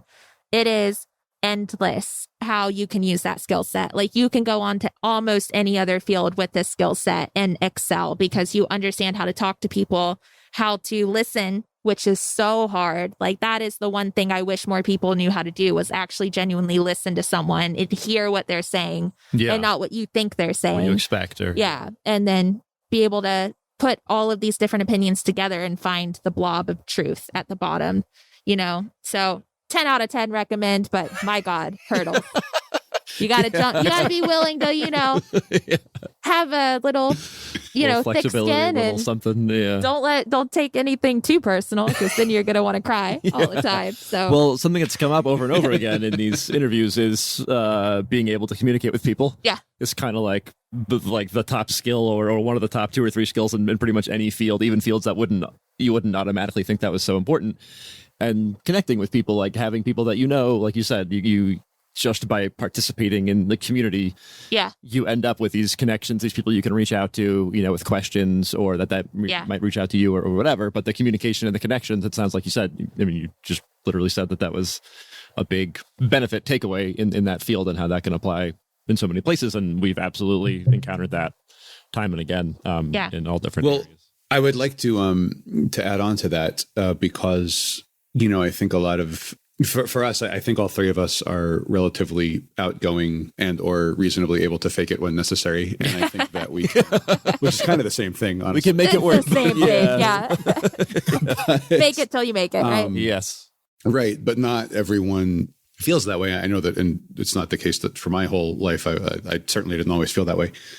And I think if I were imagining myself as a high school student listening to someone say that, I'd be like, oh, well, I don't really, you know, communication is not really my thing. I think it's worth saying, and you guys disagree with me or tell me if you disagree with me, but I think that a large part of successful communication is curiosity and a desire to communicate successfully. Like I know that I'm not the best listener, but I really want to listen, you know, and I think that helps a lot. And I really want to understand where someone else is coming from and help them. If there's something I understand that I'm trying to teach them or whatever, like I want to kind of see it through their eyes, you know, and just wanting to in itself, I think, is a huge step up from not even realizing that you can want to, you know, if you just want to, I think that's if someone's out there and they're worried, well, I'm not a good communicator, how do I get to be a good communicator? I would say that's step 1, I think, or one of the first steps. And to make it clear that you don't necessarily have to be able to get in front of 100 people and talk. Right. Or you don't have to be able to give awesome presentations. It's not like you have to excel at all forms of communication. Yeah. But whatever job you do is going to have some kind of communication. And it's likely that as you move toward that niche that fits and works for you, it's probably going to involve that kind of communication that you might be able to get comfortable with. So we're not saying you got to be able to give like, you know, a 30-minute off the cuff speech about it. You know, it's not those like most challenging, difficult kinds of communication necessarily. If that feels completely uncomfortable to you, that's not, you know, it's not that you have to be good at every version of this. It's just probably whenever you start to feel comfortable and successful, it's going to involve a version of this. And that's worth considering. And absolutely, I mean, I feel a lot more comfortable now in that area than I used to. I remember I was just thinking recently that when I was younger, I would mow lawns and babysit and do stuff in the neighborhood for money. And afterward, when I'd have to like approach the adult to ask for the money that they owed me, which they were always perfectly nice about, like I almost would rather have just not even gotten paid. Like just not talk to them, like avoid them, you know, like I totally get that sense of just like not even wanting to initiate that conversation because it just feels so uncomfortable. Not even because it was about money, just because it was a person I didn't know that well, and it just felt weird. But it's definitely a thing that can improve. And you know, don't feel panicked if it doesn't feel good or comfortable now, because you know you can get there. Yeah, one fun fact: 90% of journalists are introverts. Like we are extroverted introverts because we have to be for our job. Yeah. Our social battery is actually like the size of a Tic Tac, and we have wicked anxiety about phone calls. And like I can go smile through an event and then go home and put pajamas on and play a video game for 3 days and not have to talk to anyone and like be in heaven. Like it's fantastic. I mean, obviously my job doesn't let me do that, but that would be ideal. Like that would be the perfect world. I'd never have to talk to anyone ever, but we have to for our jobs. You learn how to fake it. Yeah. But we typically don't really do well in social situations all the time. So. And if you as a listener see people like at an event or whatever, and you think, oh, what is it like to be like that all the time? Like whatever you see is probably not what they're like all the time. Don't assume that, you're witnessing something that you have to imitate with your whole self. You know what I mean? It's not. It's a mask. You put it on, you go home, you take it off. Is this where we say, well, on that note? Yeah. Well, on that note, we should really say, well, on that note. Yeah. Well, on that note, I am ready to take off this podcast mask. Boy, howdy. Is there anything you think that we missed, should have asked, that you wanted to say that didn't come up? Anything you can think of? I mean, we used quite a bit of your time. I really appreciate that very much. Definitely got a ton of really amazing information. Yeah. First of all, you're, I think, the first journalist I've ever known. So thank you, first of all.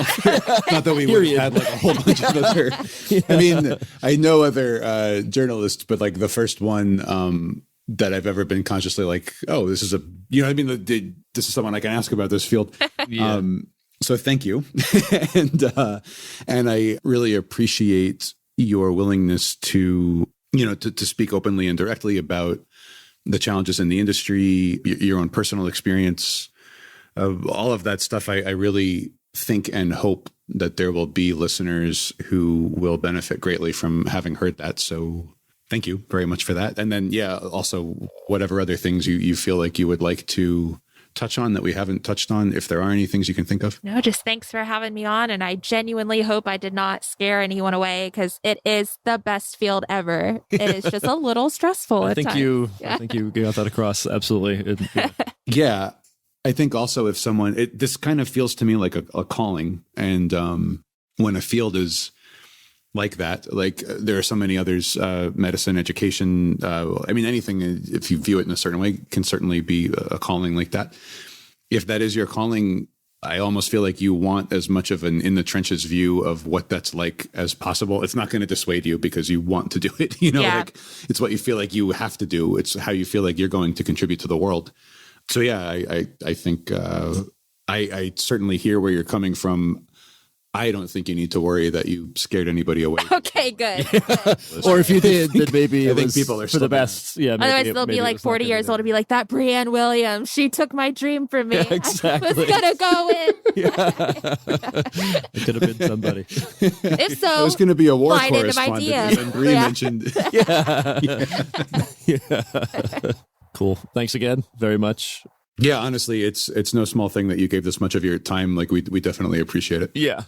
Thank you again, Breanne, for sitting down and enlightening us on so many matters for so very long. We took quite a bit of Breanne's time. She was very generous in that regard. And honestly, there was like still more stuff that I wanted to like learn about, talk about. But we definitely took away a lot of really useful information.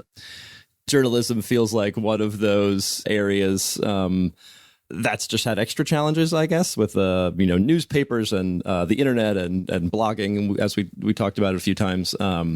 Just the way that people consume news and opinions and everything has changed so much in the past 10 or 20 years with the internet. So I was very excited to hear from someone in that industry and kind of find out what's going on in there and what is a career like in journalism right now. I feel like we definitely were able to do that, which was really cool.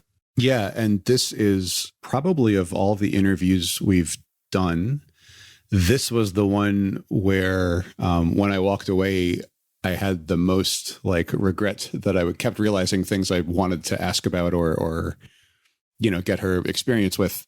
And then I just, we didn't do it, like, even though we got a lot. Yeah, I felt the same way. I could definitely see like a follow-up one at some point to address some of those ideas. Yeah, absolutely. And I think part of it was the like novel recording, scenario, and both of us trying to navigate that while we were thinking of things to ask. But yes, there were many, many other avenues that I would like to explore at some point if we can get her back, if she can put away another 3 or 4 hours or 9 hours or however long it is that we of her very chaotic and busy life and schedule. Right. Yes. Yes. Once again, thank you, Breanne, for showing up. So in no particular order, I have a few things I wanted to touch on. One thing up front, just to sort of get out of the way, not get out of the way, but I mean, one thing to kind of tie back to many of the other interviews that we've done is that I feel like we're kind of, with every episode, we're sort of building more and more of a picture of how the world of work just functions, when you're entering a field, choosing a field in the first place, opting out of a field if that's what you do, all those kinds of things. And many of those kinds of terms came up in this talk. Some of them we've talked about in the past, things like job security, stuff like that. But there was also an idea that she mentioned very, very briefly, but she mentioned the idea of a lateral move. And I realized when I was listening back through our talk that we didn't stop to explain what that is. So I'd like to do that quickly. A lateral move is just when you're in an organization, most people generally want to move up in some kind of way within the organization, whether that means that they are getting paid more, getting a better title, in some kind of way. It's just sort of a general thing that a lot of workers shoot for when they're in their careers. On the other hand, if you take some kind of a position, maybe at a different company or in a different department of the same company or whatever it might be, there's a type of thing called a lateral move, which is more or less what it sounds like. It's where you take a new position, but it's not like an improvement in whatever meaningful way you care about. It's not an improvement over your previous position. So a lateral move, just something like, I think that's the first time we've heard that term come up, but I wanted to mention it. Some other sort of businessy and real world related concepts that came up many times, and I think we both have things to say about this, but I think apart from the time that we spoke to David, Dr. Khosrowzadeh, I think this is the first time we've spoken to somebody who repeatedly and consistently referred to the idea of ethical obligations that they feel that they have within their profession, a code, that Bree is bound by, largely self-imposed, I think, or not self-imposed, largely chosen, maybe is a better way to put that. Yeah, chosen. Yeah, I think. Yeah, and I thought that was super interesting, and that goes back to finding a job that is a good fit for you as a person. Do you want to be in a job where a certain ethical standard is expected and maintained and observed? And notice in both cases with Bree and David, in both cases, it's a set of ethical standards around serving humanity and, and sacrificing yourself to help people and that kind of thing. But yeah, is that something that's important to you? If it is, it's certainly worth considering. So yeah, whatever, I could go on, but that was the first thing I wanted to do. Yeah, I agree. It was interesting, as you said, to think of that aspect. I think maybe you compared the situation to when we spoke with Dr. David Khosrowzadeh, that, those are two areas where the idea of like some moral, ethical motivation was there. And I think people mostly would expect that more with a doctor. It seems, easier to imagine that that's a situation with like life and death and right and wrong and that kind of thing. But a lot of people might not immediately think of that when it comes to journalism, but it makes a lot of sense. Like, you're sharing information. It's a tremendous responsibility, and the way that you present it, intentionally or not, can shift, the impression that your audience gets or doesn't get or whatever. You have a tremendous power there when you have people listening to you and trusting you to tell them the truth and tell them, what they need to know about. And yeah, it's a huge dimension. It sounds like, honestly, maybe like I don't want to put words in Bree's mouth, but maybe the biggest, most important aspect to her is like that responsibility, like taking that seriously. I did want to mention too, I think it's hard to pick one thing, but if you were going to have one takeaway from this episode, as if you're a high school student or a college student and you're pondering the path in front of you, this isn't even actually specific to journalism, but the experience that Bree had, the almost mystical sort of guidance counselor who appeared, out of nowhere to sort of change Bree's destiny. What was that? That was just amazing. Like the cloudy memory, like the whole thing was definitely, yeah. I knew that we were going to talk about this, so I will let you, I also, just so the audience knows, this is the first time that we're recording one of these wrap-ups, again, like in the sort of like we're in two different rooms right now and so on. So it's a little bit harder to do the back and forth that we're so known for. No, we're doing our best. But, it's a minor inconvenience relative to everything else going on, but it still definitely is a factor. Absolutely. But anyway, so yeah, I will let you weigh in on that, but I also had some observations I would like to make about it and things to ask. Yeah, so But just the simple fact of, Bree described something that I think some version of this is very common, whether it's specific to a job you think that you have to have when you're done with school, or a kind of school you think you have to go to, or a field of study you think you have to be interested in or be good at, or whatever. Bree had this idea very closely tied into her upbringing and the town she was from and the people that she knew at the time and whatever. She had this idea that she needed to go into the medical field, and in particular some kind of nursing. And for years and years, she felt like, that's my destiny. That's what I have to do. That's kind of the only way to get where I need to go. And obviously ran into a ton of trouble when she kind of slowly but surely came to the realization that she just really didn't like that. She wasn't interested in it. It wasn't working for her. And the fact that she realized, again, sort of on her own, sort of because of this crazy experience that she had, that it wasn't working for her and that she needs to do something else. That's such a huge thing. And it's such a hard thing if you're in, whenever it starts, elementary school, middle school, high school, you start to develop this picture of yourself in the future as, oh, I'm going to have this job, or I'm going to be at this school, I'm going to an Ivy League school, or I'm going to whatever it is that you think you have to do to be happy and get where you want to go. All that is just a rough draft. That's like your best guess at that point. And you're going to gather more information about yourself and opportunities that are available right now, and ones that might be available in the future or whatever. And, that's a plan that you should plan to amend and update. And you might find out that the whole thing is no good and you need to start over. And it's important not to be too intimidated by that idea, not to be too overwhelmed by it. It'd be much worse to stick to a plan for no good reason. Once you realize the plan isn't good for you, it's not nearly as scary as it sounds like it might be to kind of go through the steps of working on a better plan, which itself might end up changing. But just the simple fact that Bree had this thing that felt, like carved in stone, this is my destiny. And, she indicated that it was a severe, mental health stability issue to just be so unhappy with that and feel like there were no options. There's definitely options. There's not just one way. When I say you now, for you, the listener, there's not one way for you to go to school, one way for you to have a career.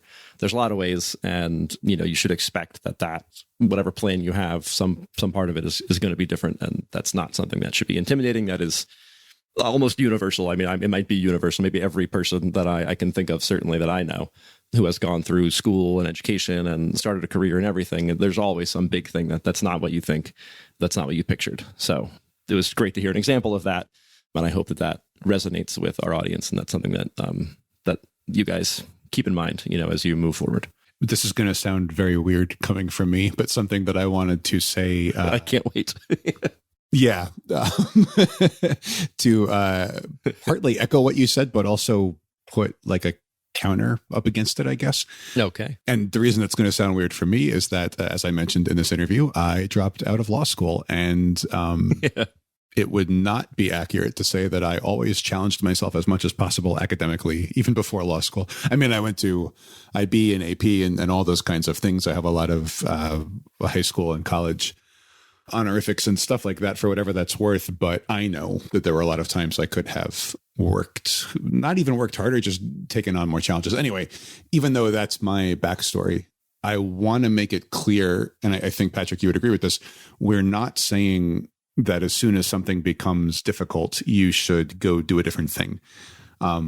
That's sort of how it can maybe come across to somebody. They might feel that we're sort of threatening or disagreeing with the notion that hard work and sacrifice are a good idea. They can be a good idea under certain circumstances, but I think it's important to draw a line between something that is just momentarily difficult, even if it's very difficult, momentarily difficult, but still, what you wanted, and still is something that you feel is your calling, maybe, or something that you feel you're well suited to or you're excited about overall.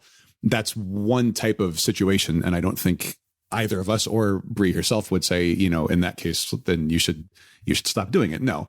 The other type of thing that Bree went through, that I went through, that a lot of people go through, and as Patrick was saying, almost everybody goes through it in some kind of way, is a much stronger rejection of a path. And in the case of Bree, and in the case of myself, it was based on significant experience with the thing that you were choosing not to do. Bree didn't just decide, oh, I suddenly don't feel like being a nurse because school is harder than I thought and I'm tired. It wasn't something as relatively trifling as that. It was that she knew she had a very detailed understanding of what her daily life would probably be like as a nurse, since she had worked closely with nurses, even from before college. And she knew what it was like to take all of those classes in college that were centered on this subject. And she knew that it was costing her a lot mentally and emotionally and socially and so on, as it sounded anyway from the way she described it. And that's a very different decision to make than just, oh, I thought I wanted to be an architect, but it turns out it's an extra year of school and they make you build models. And I don't know if I want to do that. That's a different level of exploration and experience with the thing. And I guess what I'm trying to say, if I had to boil it down, is I would advise people, if they do want to switch paths and pursue something else, change majors, change schools, change careers, like whatever it is that you want to change, I would advise that you make sure you have experience with the thing that you are not going to do anymore. And ideally also maybe have some experience with the thing that you are switching to. Something else that Bree added or mentioned in passing, actually, in the interview that just came back to me, is she said, at a certain point, as you're trying to pick things to do, you might not know what you want to do, but you probably know what you don't like doing. Yeah. You can at least start by becoming aware of what that is and picking something else. And she's right to a large extent. I think the things people that very much don't like doing, whatever type of activity or work or whatever that is much less likely to change than the types of things that you enjoy at any given moment. So there was one thing I also wanted to add, one other thing about that whole guidance counselor experience. Patrick, do you mind if I do that before, or did you have more to say on the? No, you're good. Okay, cool. So this is sort of a two-part thing. One is, as I mentioned during the interview, it was so great and refreshing to hear about a guidance counselor. Like a guidance counselor is potentially in a position to do a world of good for the clients, students. I don't know what the proper word is. The person with whom the guidance counselor is working, can be very much helped by the guidance counselor. When the guidance counselor is equipped and has the resources from the institution, to actually be helpful and, has the time to set aside for a student and get to know them and all that stuff, which it sounds like on some level is what happened here. And that's great. I wish it happened more often, I guess is what I want to say with that. And this is not the first time that we've made some kind of comment about the guidance and counseling situations in most schools and colleges. But again, as we always say, it's not because those professionals are not good at their jobs. It's nearly always because they're just so overwhelmed and whatever. So it was really great to hear that. And if you are in school or college, high school or college, I would certainly advise you to take as much advantage as possible of any kind of career planning office that might be there, any kind of guidance counselor, college counseling, educational counseling, like whatever kind of talks you can have with someone whose job is just thinking about that and helping people in your situation do better with it. Do that. Take full advantage of it as much as you can. Don't expect that those people will have the time to reach out to every single student proactively on their own, because in most situations, they just don't. That was part A. And then part B of what I wanted to say about that is we are trying, I think, in a way, we're trying with this podcast to give the same types of, maybe not guidance, because we don't know you specifically as you're listening to this. Well, actually, we do know a lot of the people specifically who listen to this, because it's not a worldwide phenomenon yet, but we don't know everybody. So, we can't necessarily give guidance to a specific listener, but we are trying to, as much as possible, we're trying to make the working world transparent. We're trying to let you know what it's actually like out there. What people who've gone ahead of you would do differently if they were in your position, the things that really matter, such as taking initiative, caring, showing up on time, being polite, all that kind of stuff, the things that don't matter so much.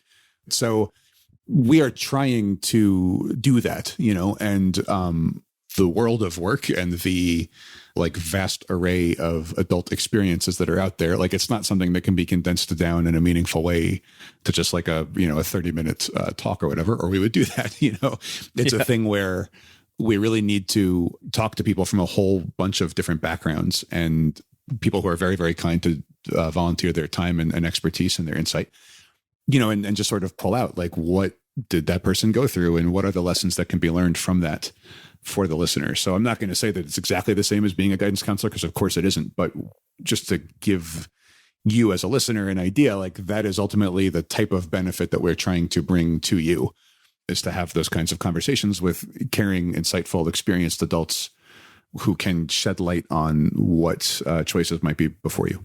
Yeah, absolutely. And yeah, we'd like to have possibly that same sort of outcome for some of our listeners to think, oh, maybe I could think of pursuing this thing that I never thought I could do, or maybe there's not really a good reason to pursue this other thing that I thought I had to do, or whatever, just to kind of do that sort of analysis. I did want to mention too, first of all, you're definitely absolutely correct about the distinction where you just want to give up on something because it's hard. As you said, if you're starting to feel that way, you might want to consider how much experience you actually have with it. Also consider what made you go down that path in the first place. Did you have some, significant passion for it? And have you found out enough to, discount that, or are you just hitting a roadblock?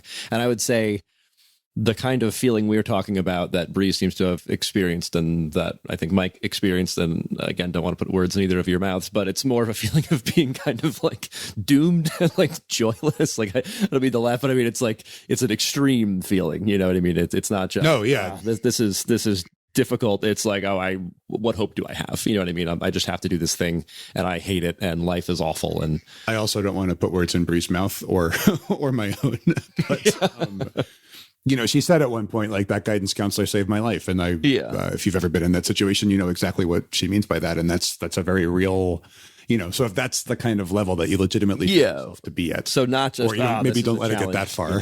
Yeah. Yeah. Hopefully you can, it's difficult to recognize maybe sometimes, but if you could, when you're heading that way instead of. Right. So we want to make it very clear that we're not saying, anytime something is hard, then it's not the right thing for you. Like, that's not true.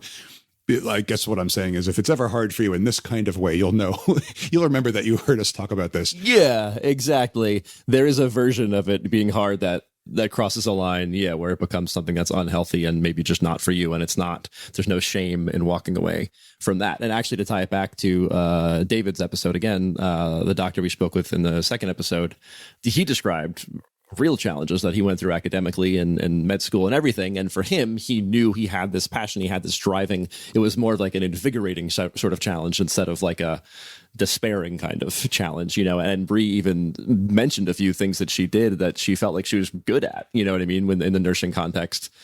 But it wasn't a question of whether she was good at it or not, or if she could do it. It was just, she just didn't want to.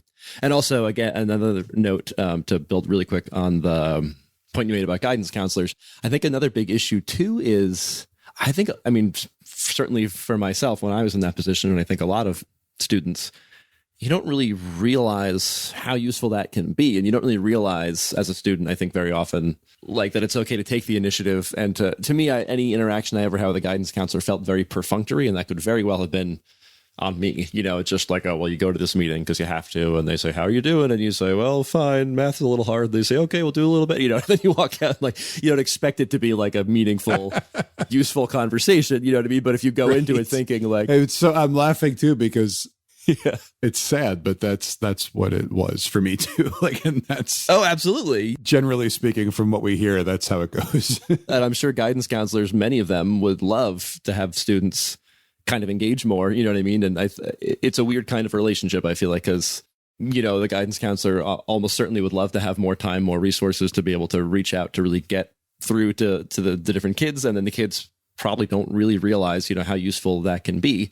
So whatever resources are available to you, as Mike said, whether you're in high school or college or wherever, just think, am I really taking advantage of this? You know what I mean? Am I making the most of this person who's sitting in an office possibly right now I can make an appointment with?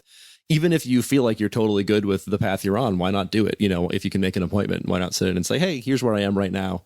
Does this make sense? I'd like to have somebody's opinion on that. And honestly, they'd probably be like really glad to have somebody who is engaged and who's ready to, to benefit from, their experience and wisdom and everything. Yeah, that is a rough task. Absolutely. Being a guidance counselor, is a rough gig in many schools from everything. Yeah, it's a rough position to be in. Yeah, for sure. Right. And I'm sure that they would love people who reach out like that. That also kind of brings up another thing. I don't know that we've said this yet directly in the podcast. Maybe we have, but like, there's so many I'm not going to find a good way to say this right now, but there are so many things that you can just go out and do when you're, I mean, at any age, but especially when you're in that like high school, college age. The world kind of is more open to, in many situations, is more open to a person in that phase of life, like trying out new careers or trying to study a new thing or traveling. There's a degree of potential, for lack of a better word. I mean, again, that potential doesn't technically go away. Like anyone at any age can try to do things or new things or whatever, but it's easier in a lot of fields, and in a lot of respects it's easier when you're in that age range. I mean, when I like now, if I think of all the things that I know that a high school or a college student can choose to pursue, whether it's certain degrees or whatever, but also certain types of internship programs, certain types of certifications and things that you can get, and the clubs you can join. And, in the very first episode, Alex mentioned that club called Enactus, which gave her a ton of opportunities and taught her a lot of like real life stuff. And it sounded really cool, when she was describing it. Like, yeah. When I was in the position to potentially have done something like that, and I think this goes for a lot of people, you just didn't know that you could do it. And even if you knew about one of those things or two of them, you didn't know about all of them. And there's just so much out there. And so you might be thinking, well, what would the guidance counselor even tell me? The point is, you don't know what they would tell you. Like, you don't know the things that they know. If you knew about it, then yes, you wouldn't need them. That's true. But the fact that if you're sitting there thinking, well, what can my guidance counselor tell me that I can't just find out on my own? Go find out by talking. Yeah, that means you really need one. Like, that's if that's how you think it works. And again, I made the same mistake when I was in that position. I'm sure you did too. And a lot of people do. Almost everybody does. So this is why we're saying it. Like, there's stuff out there that you don't know about. And this podcast is an effort to bring you some awareness of that. But there's other avenues as well. So go take care of them, or go take advantage of them, rather. Yeah, I absolutely feel very much in agreement with what you just said about, I mean, I think it's very important as you move, through your teens into your 20s, into your 30s, into your 40s, you don't want to be like, all right, well, I used to have possibilities and options in high school. No. Now I don't. So I don't want to feed into that, because it's not the case that you can't do anything as you get older. But I think, there just is, for most people, so making a generalization, but for most people, there's more freedom and more flexibility when you're younger, when you're, late teens, early 20s, and the world is just wider than you think it is. And looking back, I think, man, why didn't I, even just like play like more intramural sports or just anything, you know what I mean? There were things that you have available to you when you're in college that have kind of always been there, some version of like, oh, like, I'll put it this way. As a man in my 30s, I don't have an appointment I could just go make for free with some person who can like give me, like tips and advice on like my life. You know what I mean? When you're 17, when you're 21, whatever, if you're in any kind of school, you have that. You can just sign up for it. You know what I mean? Because you always have it. You don't really think about it. But in the same way that it's pretty hard for me to get involved in, a rec league, a hockey or football thing or something that I might be interested in. When I was 20, I had that and I didn't even think about it. You know what I mean? There's so much you can do as a student, so many resources that are there. And yeah, just take a day, take a weekend, whatever, look on your school's website, make an appointment with whoever you can, talk to somebody and find out, because it can make such a difference. And I definitely, with the perspective I have now, 100% would have been more proactive in all that stuff. So, and this goes whether you're in high school, in college. Anyway, you weren't deciding not to be proactive, like you didn't. Oh no, it just didn't. It was a non-decision. Yeah, it just kind of defaulted into, all right, well, this is the normal thing, and I'll just do this. Yes. So anyway, if you're okay with it, I was going to move on to a couple more journalism specific things. These are more shoot. Oh, before the journalism thing, I would like to also say one other final sort of just general life thing that I think Bree would agree with, although actually maybe not, but I'll say it. Try to avoid getting hit in the head as much as you can avoid it. Yeah. I mean, there's no good age to be hit in the head, but especially like early on, you know. Right. Yeah. And we're both, I mean, you and I both played a lot of sports. Like you did hockey, I did martial arts, and put our heads on the line like more than once. Yeah, we've been hit in the head. It's not that we don't know what it's like, but Bree was a warrior. Just don't. Just in general, Yeah. Also, kind of along the same lines, like be nicer to your knees. I wasn't super nice to my knees. Wish I had been, but whatever. Now I'm just kind of spiraling. Okay, so your stuff. Go ahead, please. Yeah. So one interesting aspect of journalism as a career, we mentioned kind of the moral, ethical side of it, and there's also an idealistic side of it. And Bree mentioned like the paycheck's not great, for most people. Like it's an interesting situation because it kind of needs to be like something you're passionate about. But you also kind of have to hide like what you're passionate about in the sense of, or I guess a better way to put it is your passion for sharing the truth has to outweigh your other passions in most situations. So that was an interesting kind of part of that, and she described it as the kind of thing where you kind of need to have those ideals and you need to have that kind of strong passion and drive to bring the truth to the masses. And yeah, that's just one of the choices that you would need to make if you are listening to this episode thinking that you might get into some version of this career. There's a spectrum of how driven are you by that? How much do you, and it's totally fine if you need, or you feel like you need a little more financial compensation, there's nothing wrong with that for sure. It's just something that you would want to, as much as possible, try to be in touch with, when you're kind of exploring which direction to go in. And another really cool thing about the whole Bree's motivation as a journalist and part of her epiphany, I guess, where she said, she always had that value she was just brought up with, that you need to do good in the world. And she kind of realized there's so many ways to do good in the world. Anything that you're passionate about can be that. If you want to open a diner, like a business like that can be an awesome part of a community. You know what I mean? You're like, well, I'm just making eggs, whatever it is. It's easy to look at any job and think, what does that matter? You know what I mean? But if you dig a little deeper, you'll find value in any career. It's something anybody can be passionate about, any topic really. And she mentioned like Disney animators, it feels like fluff, but like that can be a moving experience. It can be a great release for like a family or a person who had like a bad day or something. You know what I mean? You can turn to something, some creative thing someone made, and it can make a difference for you, like emotionally. And that can be a big deal. So whatever it is, if you're driven by the idea that you want to make a difference and you think, I wish I was just more excited about, being a nurse or doing something like that feels a little easier to connect the dots and see how that is like a life's purpose sort of thing, just about anything that's part of any field, can play an important role and make a difference. It was really cool. I think that Bree kind of had that realization and was able to like passionately move forward toward the thing that she was really, really into, because it really does have a ton of value potentially, to be a journalist and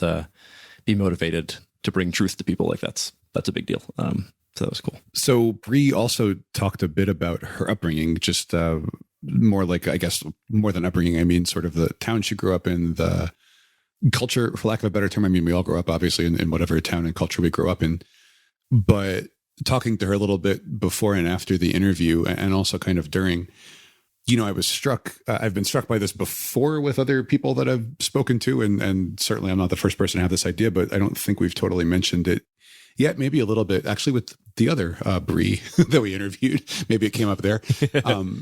But, there are just so many different kinds of backgrounds people can come from. And some of the conversations that she described having to have when she was younger are just things that I literally never would have imagined. And so it's just one very small thing, but it really is important to remember, I think, when you're out there dealing with people. And again, I'm not the first person to say this, but the stuff that you assume everyone has gone through, it's not like universal, like almost nothing. Yeah. I would say needing to eat, needing to sleep, like that's about it. Every other thing, there's many, many ways to do. Anything beyond that, don't make assumptions. Yeah. Right. And and it's just something you see over and over again when you're out there. Like people will say things that sort of assume that everyone they're listening to has had a particular experience that they haven't had. We've all done it. I've done it. I mean, or is on the same page about, a certain topic or whatever. Right. And it just sort of, that was one of the more like striking examples of how that kind of thing can go for me personally when she brought it up. Yeah, absolutely. I have, I think, two more really important, awesome, practical things I want to mention.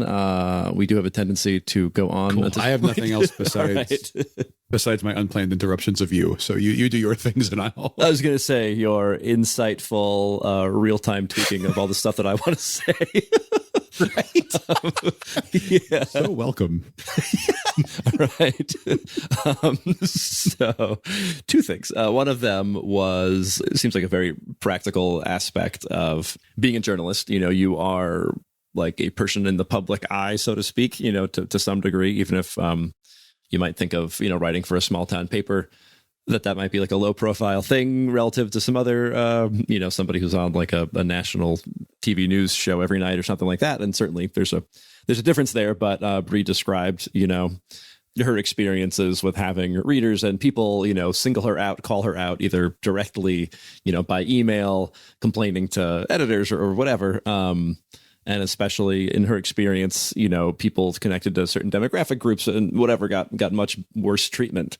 And unfortunately, it is something, she said she really didn't want to scare people off because she loves this field and this job and everything like that. She, even before the interview, she was like, I do want to talk about these issues, but I don't want to scare people away. So I wish I didn't have to point that out as something to kind of be prepared for, but that does seem to be the reality of the situation. So yeah, and that's one of those things, if we could speak to her more, I would have liked to. Yeah, exactly. I want to hear more about that. And I was glad for the sake of our listeners that we were able to get a little bit into kind of practical ways to respond to that and deal with that. I guess the first tier was just have a thick skin and shrug it off, not because you should have to, but just because practically speaking, there's not a lot more you can do. And then if it escalates, you start to get an editor involved, you get other people who might have experience in this area or can kind of work with you to move past it. And at a certain point, she mentioned, she has connections with the police department and other people that she could go to if something starts to be concerning. And also, she also mentioned the idea of just, have a group of friends, maybe fellow journalists, or maybe not, who you can talk about it with. Again, I wish that this was not an issue that needed to be dealt with in this way at all. But given that it seems to be, we definitely we're happy to give her a chance to kind of share that and maybe help some people out who unfortunately might find themselves in that situation. So, hopefully, ideally this wouldn't be a problem. But given that it is, it's glad that we could hopefully, as Bree said, without scaring people off, prepare people, who could be facing those kinds of issues to be able to do that. And then another separate issue or separate positive thing. There's a really great phrase. Another thing that Bree mentioned that she did that's a really interesting aspect of journalism, but also some other fields, is, she was in college and she started taking journalism classes and she tried out for the paper. Or she tried out for it. She auditioned. Nope. She interviewed.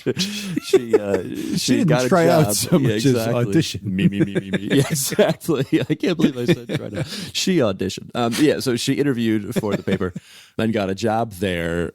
And that is such a smart move to make. You know what I mean? She said like she had other people in her classes who had never written anything, professionally or had any involvement there. And there's a lot of emphasis in high school and also in college of prestigious institutions and test scores and whatever, but like real work experience is so valuable. Either it's perceived as valuable by people who you will later try to interview for jobs with, try to audition with.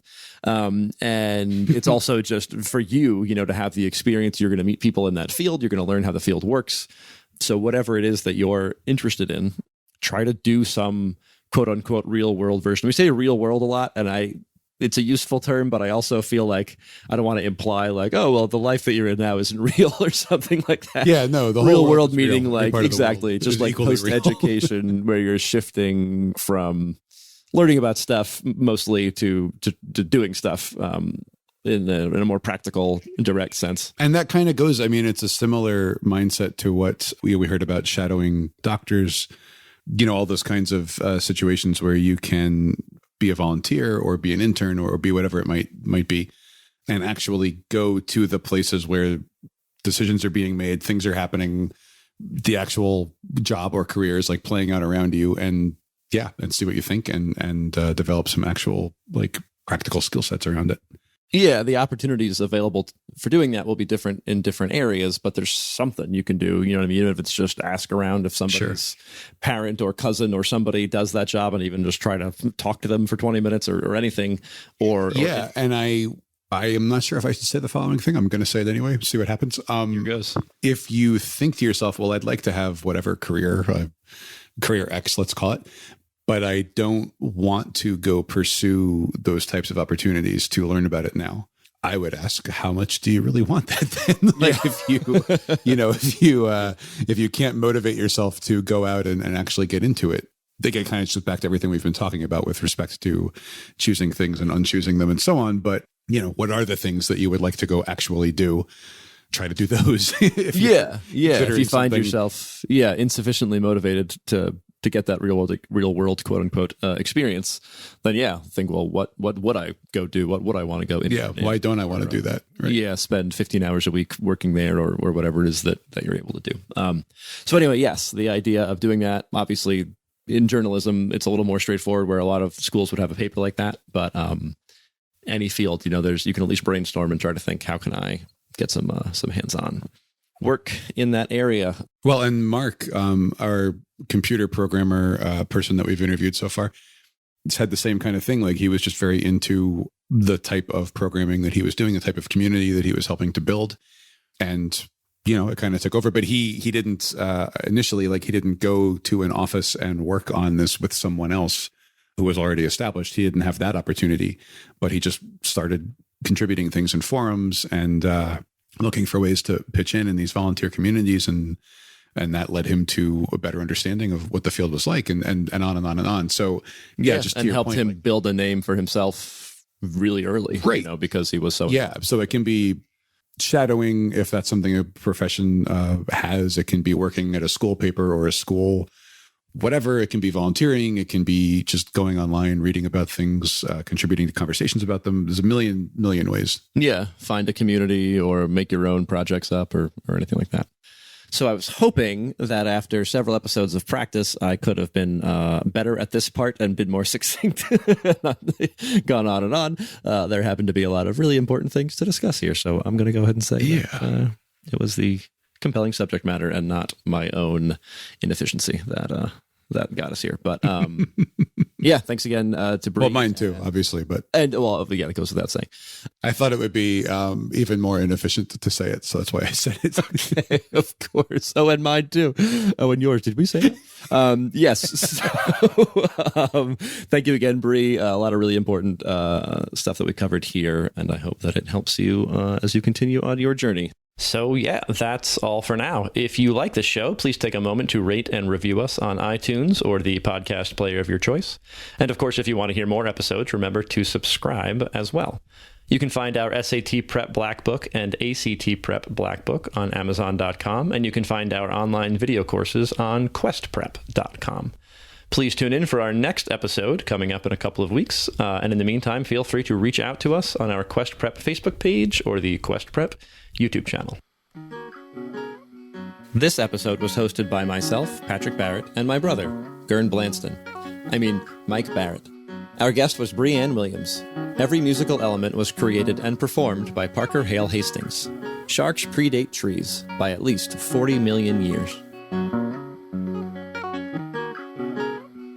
And here's that special segment on math and standardized tests that we promised you earlier in the episode. Most test takers don't realize that the math sections of the SAT and the ACT are specifically designed by the test makers to be different from the kind of math that you would see on a normal high school math test. This causes most test takers to make two fundamental mistakes, and both mistakes make the math sections of these standardized tests seem much harder than they actually are. First, most people try to approach math on the ACT and the SAT the same way they would attack questions in math class. In other words, they use a slow, methodical approach based on formulas and repetition. So these test takers look at each question and hope that it sparks some kind of mental connection to a formula they once learned in school, and then they try to remember all the steps they learned for applying that formula. And the second mistake comes up when the test taker realizes they don't actually know a formula for the question they're looking at, which is something that happens pretty often, actually. So the second mistake is that people assume that if they don't know a formula for a question, then the question must be impossible for them to answer. Again, this goes back to the way math is usually taught in school, which involves drilling formulaic responses into your head until those responses become habit. Math class doesn't reward you for coming up with new approaches to strange questions, so you naturally assume that if you can't answer a math question, it must be because nobody ever showed you exactly how to do that kind of math question, and you won't be able to come up with the right approach on your own.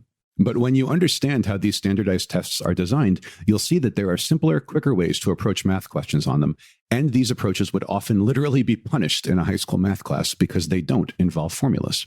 These kinds of shorter, more effective solutions often require you to take advantage of the unwritten rules of a standardized test. They may also reward you for doing things like thinking in abstract ways, or noticing patterns in the set of answer choices, or reading extremely carefully, or even using your calculator to avoid actually doing the math question in the way that a normal high school teacher would think of doing a math question. And by the way, while I have you here, all of this is just one more reason why it's so critical to practice with real official test questions. The problem here is that fake practice questions written by companies besides the College Board or ACT Inc. don't always follow the same rules of question design that the real test has to follow, which means that the fake math questions you might see from those other companies may not offer these kinds of faster solutions. So practicing with fake questions can sometimes prevent you from developing the same good test-taking instincts that you might be able to develop when working with real official test questions from the companies that actually make the test. Anyway, our test prep black books and online video courses for the SAT and the ACT contain all the training that you'll need to start noticing these faster solutions that are available on official math questions from those tests and start applying those solutions with confidence.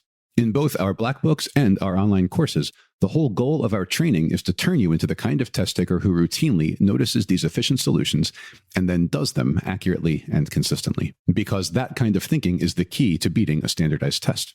For more information on our books and video courses, head over to questprep.com. You can also find our black books for the SAT and the ACT on Amazon.com.